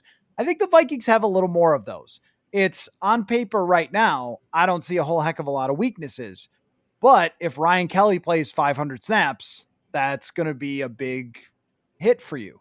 Or if, as you mentioned, Javon Hargrave and Jonathan Allen don't produce at even 75% of their best, and they're just kind of okay, or one of them gets hurt, then your interior pressure is not the same. And this big thing that you invested in doesn't work the way that it's supposed to work. So I think that it has probably more of those than maybe some of the other elite teams like Detroit, for example, where, I mean, look how many injuries they survived and still were right there at the end. And then, they get beat by Washington, but probably not if they had anywhere near their full roster. So anything can happen to any team. But it does feel like when we're talking about this guy coming off an injury, that guy coming off an injury, they could talk about their training staff working miracles and being, healers or whatever. And I think that there's a lot of truth to that their individual plans are really good for players, but you can't tell me that everybody, like Marcus Davenport, didn't stay healthy. It's not that every player is just going to magically stay healthy all the time because of these plans. And the one thing that they do have, though, is a little more depth than in years past. And that's where I would say if you get, just for example, if Will Fries has to miss some time or something, like they do have Blake Brandel likely behind. Or if you do have to have a tackle miss time, they brought in a veteran backup. Like, that's what you can do with cap space. They brought in an Eric Wilson if Blake Cashman were to get hurt. So they do have more depth than they've ever had. But you're right. Probably there's almost each position one question mark of, if Isaiah Rodgers is not what they're talking about him being, that's going to have a major weakness there. Right now, it looks like it's at least average, but it could quickly turn into below average if that guy doesn't work out. Yeah, on paper it seems very nice and very clean, but 8 weeks into the season, it might be a completely different story. So I guess we'll just have to see how it plays out.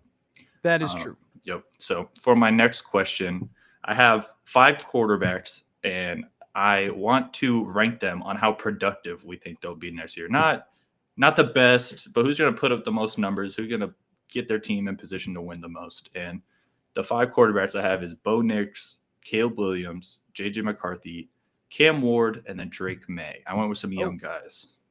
okay. So you want me to rank them 1 through 5 for who I think will be the most productive? Mm-hmm. Okay. I will go with the most productive of those quarterbacks being, this might be a hot take. I'll go Drake May, because I think they got a coach who has a clue, and he is, I mean, we're talking about the number 3 pick. Really showed a lot for last year. And this adds in his running ability too. I think he's a tremendous runner. They got him weapons. I mean, coaching is such a big deal for that team. They were being coached by an amateur. It was basically JJ Redick last year coaching that team. By the way, just side note, real quick, because I don't get to talk a lot of basketball. One of the most embarrassing coaching jobs I have ever seen in the playoffs from JJ Redick. Congratulations. NBA teams, stop hiring former players who have never done this before. And NFL teams, that's kind of what they did with Gerard Mayo. He had been a position coach, and then they bump him all the way up to head coach. He had no idea what he's doing. Now they have Mike Vrabel. I think he's going to have also a lot to do there and throw for a ton of yards. So I'll go with him number 1. It's hard not to put JJ McCarthy, considering how much they're going to throw, who he's throwing to, as number 2. Then I would imagine Caleb Williams is going to throw a ton as well. But they want to run the ball more, and Ben Johnson does run the ball a lot. Still, if we add in rushing yards, it's probably close. It just is how many negative yards does Caleb Williams get with sacks, which matters a lot to me. And then I would go Bo Nix. Now, Bo Nix was very productive last year, so Bo Nix probably deserves to be in this discussion a little bit more. But I don't think that they put enough work into his weapons that maybe I expected them to this offseason. They didn't go out and get like a Deebo Samuel or somebody, or a DK Metcalf. I don't recall if they did they draft a wide receiver? They got Pat Bryant in the And 3rd round, but it's kind like, of just the guy. yeah. So I liked Pat Bryant, but kind of just the guy. So I think he's going to still end up kind of being checked down Bo Nix a lot of times and won't quite produce as much. And then you're always going to pick the guy who plays for the worst team with the worst roster. It's a bad line. It's bad receivers. It's a bad run game.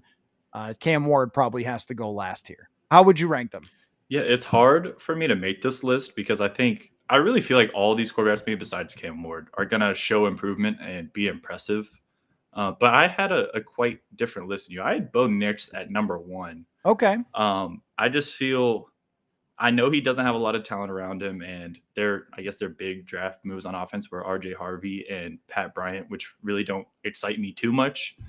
But considering he really only had Cortland Sutton last year and still put up 33 total touchdowns and 4,200 yards, it's hard for me to not see him just keep growing under Sean Payton's leadership, especially considering that they have one of the best defenses in the league. So I think he's going to get a lot of chances.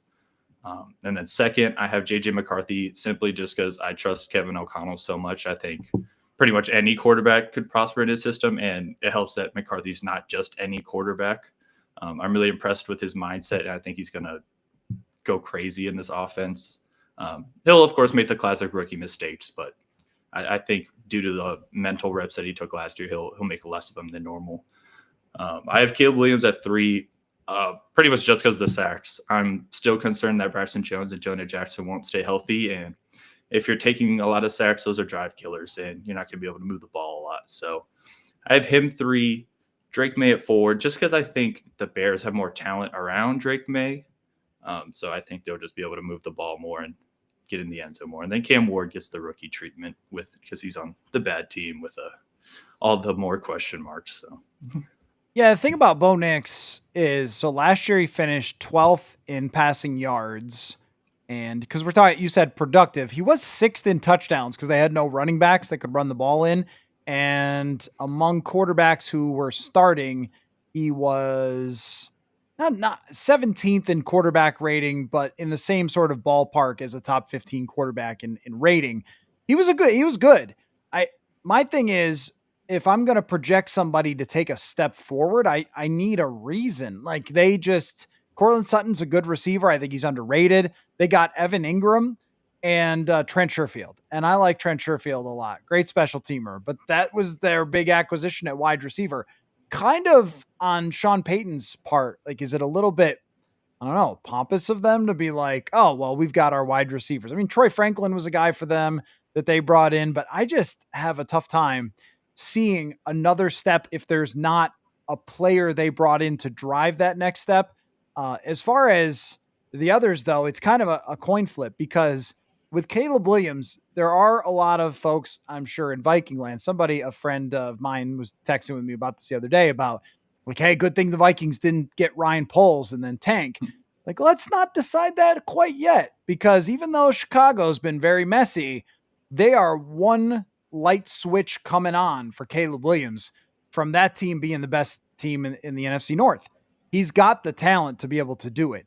And one thing that I am absolutely certain of is that you can't judge a quarterback by his first year, ever, no matter who it is. I didn't like a lot of the stuff that I saw. Some of it's pretty concerning. Looking like you're giving up is pretty concerning. At the same time, the game he played against the Vikings was eye-popping. So there's time that's going to have to play out. But Williams could run away with this conversation. I think there's one guy who has the talent, the raw, pure talent to run away with this conversation. He's the one. With Drake May, I just think people aren't talking maybe enough. This is weird to say because New England is so much at the center of everything for my entire life. And then just the spigot goes off the minute that Brady leaves. I just don't think people are talking enough about how much better New England got. I think they have a chance to be an excellent team. And the fact that Drake May even survived last year and came out with some good games, they were as bad as any team for a top quarterback that has been around that quarterback in a long time. So, yeah, but I want to revisit this question in the season all the time of reassessing all those quarterbacks who came into the league and where they're at. And I hope for Cam Ward's sake that they just don't play him. They will. They're the Titans. They're dumb as heck. But if they play him, they're going to lose and he's going to be bad and they're going to fire their coach. And then guess what? Then they're doing the Bears stuff where it's a coach who's inheriting a quarterback. It's not his guy. And then off you go again. And you can just see the writing on the wall. Just play Will Levis, be kind of bad, but maybe improved, and only put in Cam Ward when he's ready to go. I would suggest that for them. So yeah, unfortunately that won't happen. Bring back the days where rookie quarterbacks sit. It's funny because they never really have like that. Like it's a little bit like of a little bit of a mythology. Yeah. Of sort of like, well, back in the day we were more patient. I think what it was is that they didn't fire coaches as quickly when they had young quarterbacks and they gave everybody more time.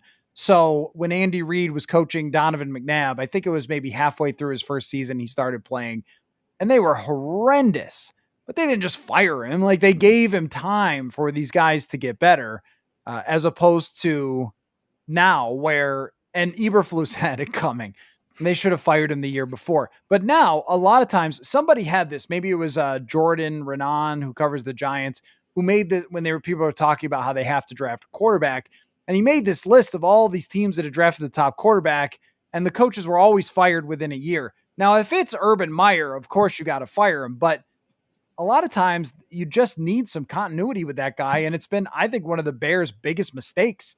It's like, all right, we drafted a quarterback, and you fire the guy, and then it's not your quarterback. And then he's like, well, it wasn't my quarterback. And then it's on to the next quarterback. And it's just this cycle of firing and hiring and changing offenses and changing cultures and changing messages and everything else. And there just is no continuity there. So anyway, what do we got? What else next? So for number 3, what are your predictions for offensive and defensive rookie of the year? It's about that time. We're post-draft. Travis Hunter and Travis Hunter. How about that? Imagine. Historically, it's usually been a quarterback, I think, right? For offensive rookie of the year. There's a lot of those. I always feel like they just pick whatever quarterback was not terrible. I also have never thought about this award. Like, who won last year? Who was the rookie of the year last year? Do you remember? Jaden Daniels won Offensive Rookie Oh, of the Year, right. and I think Right. Jared Verse got Defensive Rookie of the Year. Oh, okay. Yeah, that Yeah. makes sense. That makes sense. So I just never really think too much about this, but it would make sense that Travis Hunter would win one of them. You could see Abdul Carter also on the defensive side. I think that the favorite here, though, should probably be Ashton Genty. He has the best chance to just come in and put up 1,400 yards and 2,000 all purpose yards on a team that wins 8 games in Vegas. And, just the fantasy stats. If you've got that kind of fantasy stats, you're going to get a ton of attention. And I think Travis Hunter will be split enough to not win that. And then when you look at the rest of the offensive players, the Bears drafted a stinking tight end who's not going to do anything more than any other tight end. And the next player is Egbuka, offensive player who could put up good enough numbers on the offensive side. Tyler Warren also could, but no one can throw him the ball there. And Egbuka is going to be wide receiver 3. Matthew Golden has a chance at it if he steps in right away. And then aside from that, like Luther Burden, there's just not a lot of guys on the offensive side who can even challenge Ashton Genty if he stays healthy. Yeah, I also went Ashton Genty. I don't know if it'll lead to wins, but they're just going to pound him the rock, and he's going to be the main point of that offense. And like you said, I could easily see him go for 1,400 and 12 plus touchdowns. So I think, and running backs, they just transition into the NFL so seamlessly, more so than other positions. So I think the transition for him will be a lot easier. And then for defense, I'm sticking with Abdul Carter. I said on the last show that I think he's going to get that 10 sack mark, and I'm sticking with that just because all the players that he's playing with. And I think in the last 6 years, 5 edge players won the award. So I can see him continuing that tradition. I was tempted to say Travis Hunter. I just don't know how many snaps he's going to play on both sides of the ball. But if he's primarily defense, yeah, I could see him going crazy and maybe stealing this award. I also forgot to mention Tet McMillan, which he would probably be my second pick. I looked right over that one. Probably on the offensive side. If it's not Hunter, then McMillan, because look at that team. They have nobody is really wide receiver 1. He could be wide receiver 1 right away and rack up 75 catches, and then he's the guy. Quinshon Judkins is a good one, although they've got a split between all the running backs that they drafted for some reason.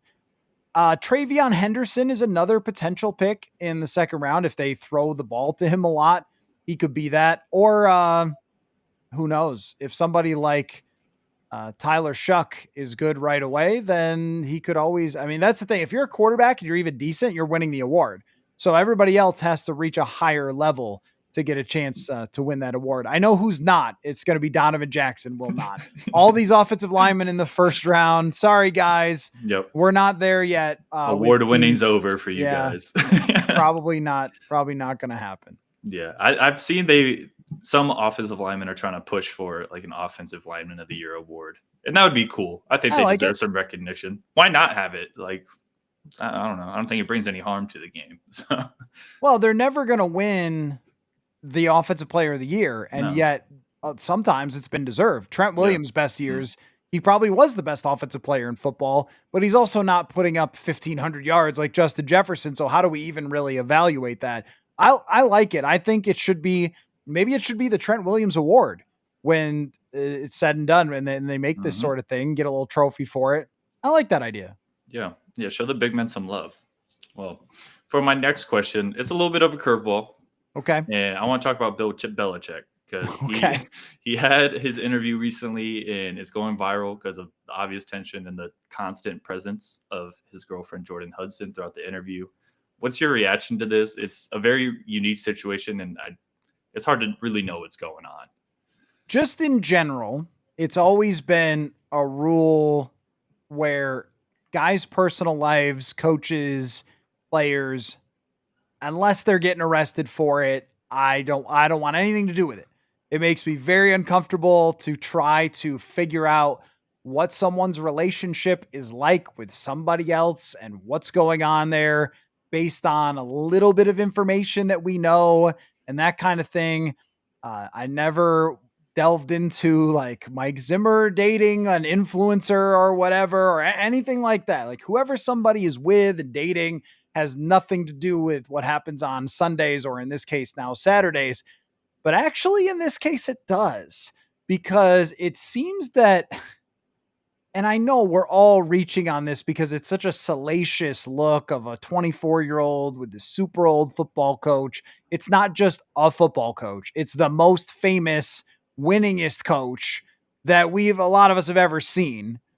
And that changes the dynamic entirely.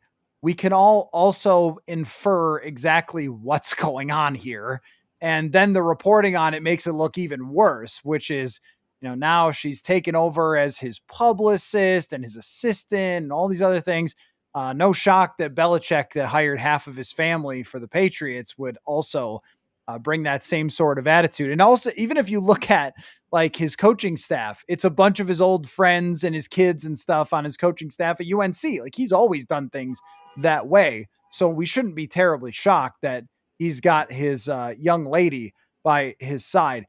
There is something jarring though to think about how I am like 40 years younger than Bill Belichick and my wife is 10 years older than his girlfriend. That doesn't really compute to me. What's the really crazy thing about this is that this story is so captivating to everybody. Everybody wants the details of this woman who may be just robbing this old man blind and just infiltrating his life and doing everything that she can to get as much of his money as possible. That's how it looks clearly to everybody. It is so fascinating to the nation that no one cares that he's written a book. No one wants to read it. No one's all that interested. There was an additional headline that he didn't include Robert Kraft in this book, which to me is bananas. I mean, owners mean so much to winning, and it's like the art of winning football. And it's like the owner, Robert Kraft, when Robert Kraft showed up in New England, they were going to move. They were so atrocious as a franchise. I can't even tell you. Like they were the biggest joke of my life when Robert Kraft got there. And then he makes them into a franchise that goes to a Super Bowl a few years later in 1996, and then hires Belichick, brings it, they get Tom Brady, and obviously that's the reason they're all super famous. But the organization was already up and running successfully. Pete Carroll had been their coach, and then Belichick. He's like the main reason for all of this and doesn't get a mention in your book. Like that is unbelievable pettiness.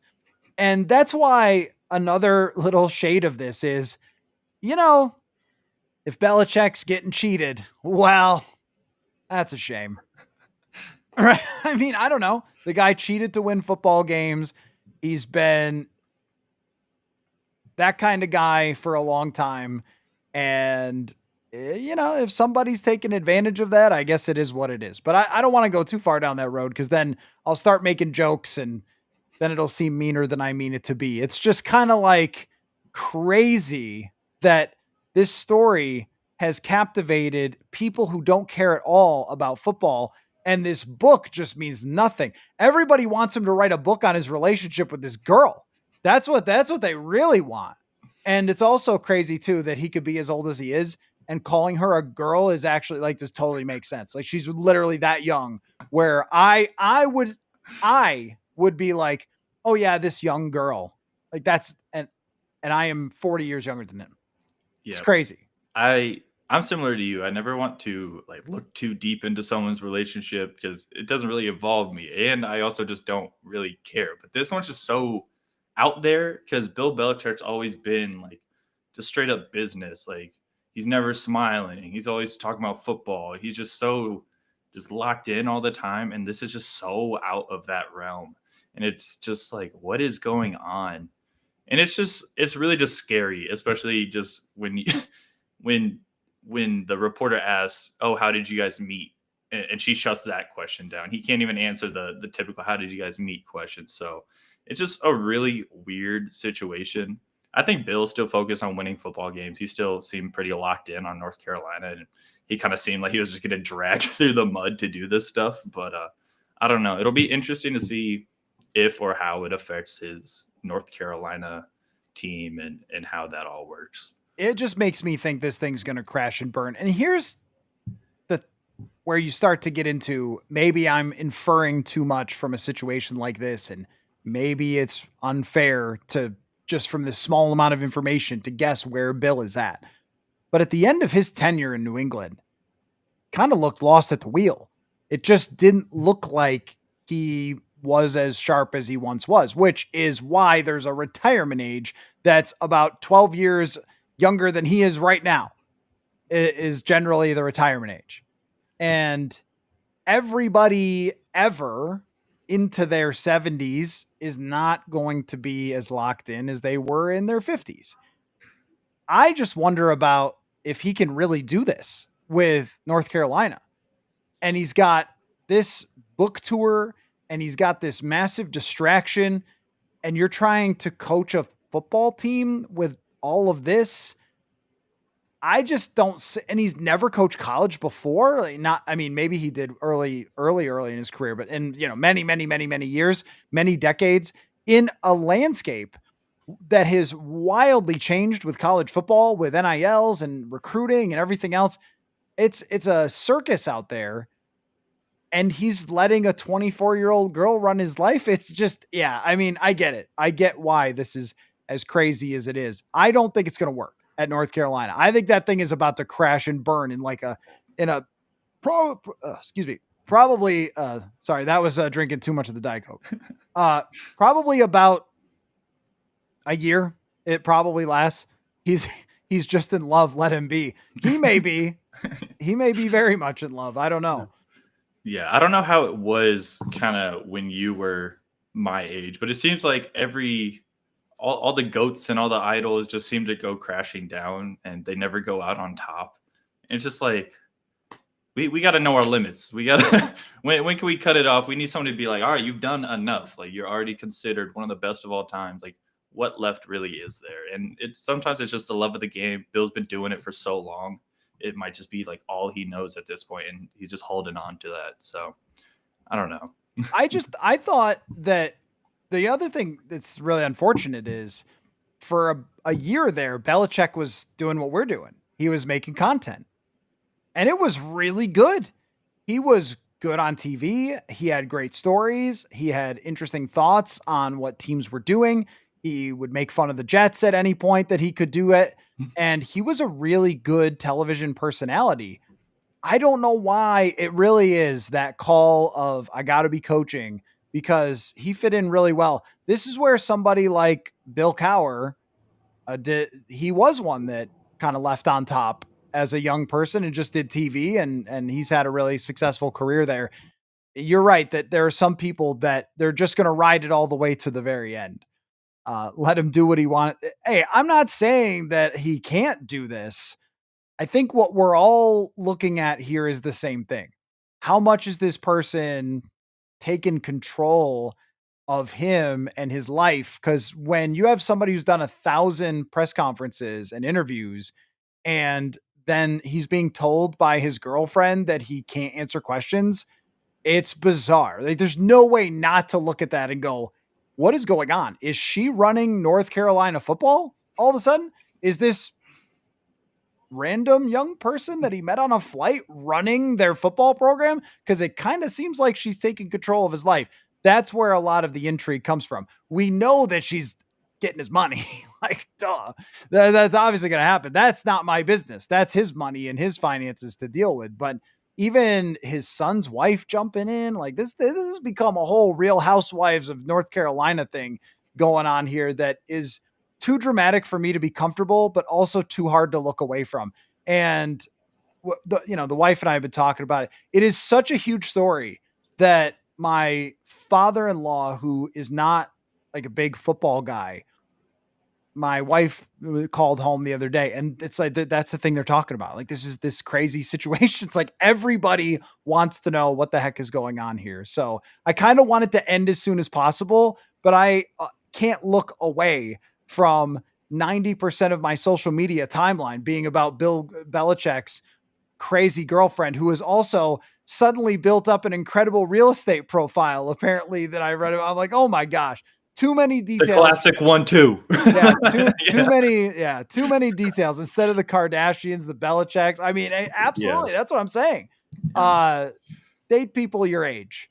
Anyway, we need to move off this before I make more jokes that Yeah. may All be right. offensive. I have one more question. So we'll get back to real football stuff. So far, I think Kwesi Adofo-Mensah has really earned the trust of Vikings fans to where if he makes a move, you should put that trust in him that he knows what he's doing and kind of just have that faith that he made the right move.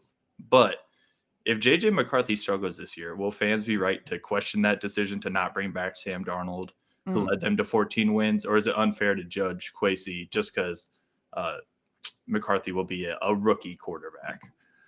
Yeah, I think so. What you mean is right now, if we were to do an approval rating for Kwesi Mensah, and we're talking about rational fans, not the people who are just, Kwesi can't draft and just ignore everything else, that kind of thing, because they never liked him or wanted him in the first place. Throw out those types of opinions and look at the bigger picture of where they're at. Coach, general manager, overall leadership, decision making, defensive coordinator, ownership, all that stuff. And the approval rating's got to be the highest it's ever been since I've covered the team outside of 2017. Has to be. And I think with that, it's always going to rest on what the results are. So if all of this comes to fruition, all of it works, then the approval rating will stay through the roof and this group will be lauded. And we're all assuming that Kwesi is going to be here over multiple years. We'll see on that. But if it doesn't work, I don't think that people will question the move at quarterback if it doesn't work. Even if Sam Darnold is good for Seattle, I don't think that will be the main question. Even if JJ McCarthy goes 8-9 or 7-10 and has a tough season, it will probably come back to drafting, as always, is going to be a big discussion. It will probably come back to the things we were talking about earlier, which is a lot of the bets that they made in the offseason. They made a bet on an older running back. They made a bet on injured offensive and defensive linemen in free agency. They made a bet on Theo Jackson by allowing Cam Bynum to go and not paying him. They're making a bet on Isaiah Rodgers. So if they don't win a ton of games, those are some of the things that we'll start to question probably. And we'll also say that it's not over. Like if JJ McCarthy doesn't have an all-pro first year, well, his career does not come to an end. I just think because it made so much sense to move on from Sam Darnold that he was going to be so expensive. He was not going to resign here for a regular contract, even if they wanted him to do that. Even if they had said, how about a 2-year deal for $60 million guaranteed? He wasn't going to do it. He wanted to go be a quarterback for his own team. It was either franchise tag him or let him go. Those options are not very good. Franchise tagging him would have made it really hard to sign all of this talent. And you drafted the guy 10th overall because you believe in him. It was the right logical move to make. And I think that we'll all ride that rather than questioning them just if McCarthy doesn't play well. If the other things around McCarthy are problematic, if the offensive line is not what we thought it was because Will Fries doesn't play anywhere near as well as he should, or if Ryan Kelly gets hurt, or if the DTs don't do much, or whatever it might be, then we'll start to say some of those moves you made were really risky and your bets just did not hit.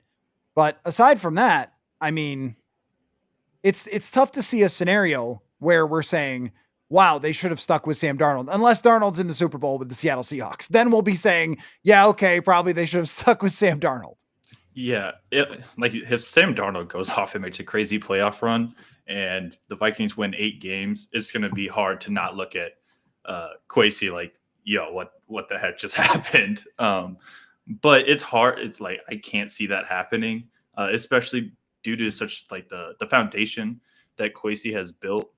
And I think it's fair to kind of have that assessment where you have those questions about Kwesi if JJ doesn't come in and perform because you just won 14 games. You have this good team and you want to capitalize it. And no matter how unfair it is, this league is oftentimes like you are as good as your last move or your last season. It's a lot of like, what have you done for me lately? So if they end the year mid and that's stuck in their minds, then fans will probably even have more eyes on him in the draft and like criticize every little move that he makes even more. But I think as a Vikings fan, I think you just have to have the trust, not only in McCarthy and his unique mentality, but Kevin O'Connell, have trust in Justin Jefferson, Jordan Addison, the revamped O line. There's so much around this that even if he doesn't come out and nail it right away, there shouldn't be a panic that they can't do it the next year or even the year after that. I think so too. And you have 3 years of his rookie contract. And then when they sign him to an extension, he's still going to be cheap for at least one other year. This isn't a 1 year thing. The only issue is that the roster really looks like it's set for the next 2 years. And then there's huge question marks after that. So these next 2 years, that it really is an evaluation of the next 2 seasons with them. If they don't make the playoffs and Seattle does, and Seattle gets knocked out in the first round, I don't think we're going to be going, oh my gosh, it should have been Sam. Even if Sam Darnold is phenomenal, which I hope he is, I really enjoyed covering him. And I think that he handled the situation in such a class manner, knowing that he probably wasn't going to come back, such a professional type of manner that you want to see people who act that way with humility and great leadership. You want to see those people succeed. So hopefully he does. But when it comes to that decision, it's not made in a vacuum. It's not just this, well, this guy versus this guy performance wise. It's this guy at 41 million versus this guy at 5 million. And I think they could have made a lot of the improvements in the short term, but they would have had to long term really hurt themselves. Like they could have gotten Will Fries. They could have gotten Jordan Mason. Could they have gotten everything? No. And would they have had to really sacrifice a lot in terms of those salary cap levers to pull and restructures and extensions and all those things? Yeah, they would have had to do a lot. And that gets us into Kirk Cousins territory where as great as Sam Darnold was last year, there probably is a cap on what he can do. I think he's tremendously gifted, which makes him different than Kirk Cousins, like physically. That's why he was a top pick. But there's probably some hurdles there of doesn't have the best vision, tries to run backwards away and gets sacked all the time, hangs in the pocket too long, his decision making's a little bit slower at times, and then has those kind of freak out games that you can't explain that also Kirk Cousins had. So those weaknesses, you really would have needed this roster with Sam Darnold last year to compete for a Super Bowl, this offensive line, this running game, this defense, but you just can't have both at the same time. And that's what makes it so darn interesting is that every team has this conundrum, and it's not baseball where the Pittsburgh Pirates and Colorado Rockies can just win no games and spend no money and not care. But the salary cap is what makes it so fascinating because in a non-salary cap universe, Sam Darnold is just back and they're doing all this other stuff anyway, but it doesn't work that way. So that the entire evaluation of the decision, I don't think anyone gets to the end of this year and says, oh, should have brought back Darnold. I don't think that's really going to be the case. And I also don't think that Kwesi is the one who's evaluated on that. I think it's the entire organization on their just overall approach. I think it was everybody. It's not just him. It's the coaches on the decision even to go get older players. Like that's on them as well. Yeah, I think it's also important to remember that playing quarterback is hard. And even if McCarthy comes in and has a great first year, we look at a guy like CJ Stroud. He also came in, had a great first year, and then showed some regression in his second year. We're really not going to be able to fully have a true take on him until the end of next season. And look at Caleb Williams. Like he struggled this year, but there's so many just stuff going around him that next year will really be the year to decide on how we feel about him. So I think it's even if he does bad or good, I think there's still question marks in the future, and it's really going to be at least 2 years until you can really get a good grasp of who he is as a player. So this is the hard thing for me because, Miles says if JJ shows signs of being a franchise guy, fans could be patient. And here's where I go back and forth on that. You just spent all that money in free agency. You signed all those guys to extensions and contracts. You have put down a lot of dollars and you won 14 last year. I am not in the mode of saying, oh, well, if it just looks okay, it's fine. I'm not there with you. You got to win the North. You got to win playoff games. You got to compete for a Super Bowl. And I don't care if JJ McCarthy hasn't played before. That's the expectation. That's where you're supposed to be in the year 2025. You're there. You've earned it. We just talked about how good the roster is, but I'm not on that patient side. I'm on the, like, these are the years you got to legitimately compete for Super Bowls, because that's the money you've spent, the investments you've made, the roster that you've built, and the decision at quarterback. If you are not confident that he can compete for a Super Bowl with this roster, then you have to bring back Sam Darnold. But they didn't. So them making that move to me is not a, well, let's give them, like, 2-3 years to develop. It's like, well, out of the frying pan and into the fire, my friend. It's time to go compete. Now, lucky for him, I think that's a coping mechanism from fans, honestly, because they have bought into things so much, so many times of, like, this year's our year, and then gotten punched right in the stomach. But I think that's where you're at as a franchise timeline. The time for it's okay if it's not perfect was these last 2 years. Now you've got everything you want. It's all there. Go win. That doesn't mean if they lose in the divisional round, I'm going to say fire everybody. I'm just saying that's where we're setting the bar. Is it's got to be seriously contending for a Super Bowl, going into the playoffs, in the playoffs, or it's a failure. And also, you cannot hire a coach and a general manager in 2022 and get to 2026 with 0 playoff wins and us be like, good job. Yeah. This year's got a lot of pressure, I think, for everybody. You worked so hard for these expectations, and you can't just brush them off like they're nothing. And whether they like it or not, they have about a 2-year Super Bowl window right now.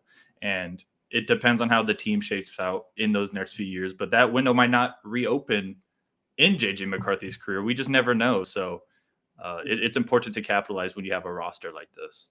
And we see that all the time. We saw it from Carson Wentz. We saw it from Brock Purdy, where they had 2 years where they had a serious chance, and then now the 49ers have to rebuild. So they drafted multiple defensive tackles. No, nose tackles. DTs are great, but nose tackles to stuff the run. I have been fixated on how silly that draft was. I don't understand it at all. Anyway, well, great stuff, Clay. I only regret the Belichick parts of our conversation here. Everything else was great, and I appreciate that. You've got a couple of weeks left here hanging out while you are attempting to graduate, so I should let you go so you can make sure that you don't screw that up. That they do not hear that excuse at the University of Pennsylvania that, hey, I had late night podcasting, I couldn't get my work done. I don't think that they buy that too much there. So I'll let you get back to your work, and thank you for your time, sir. Yep. Thank you. All right. Okay. Well, this is a great chat, everybody. Another great conversation in the off season. The train will continue to roll along. Also, there is another intern coming in the bullpen later on in the summer who is going to be twice as good as Clay. No, I'm just kidding. I'm just joking. If Clay's mom is watching, I didn't mean that. It's we're going to continue to do the live shows, live chats. It's my favorite part of the job, sitting here and talking football with you guys all the time. So Mondays and Thursdays, at least, emergency podcasts, sometimes other randomly when I feel like it. And we'll go from there. So thanks everybody again for watching / listening, and we'll catch y'all later. Football.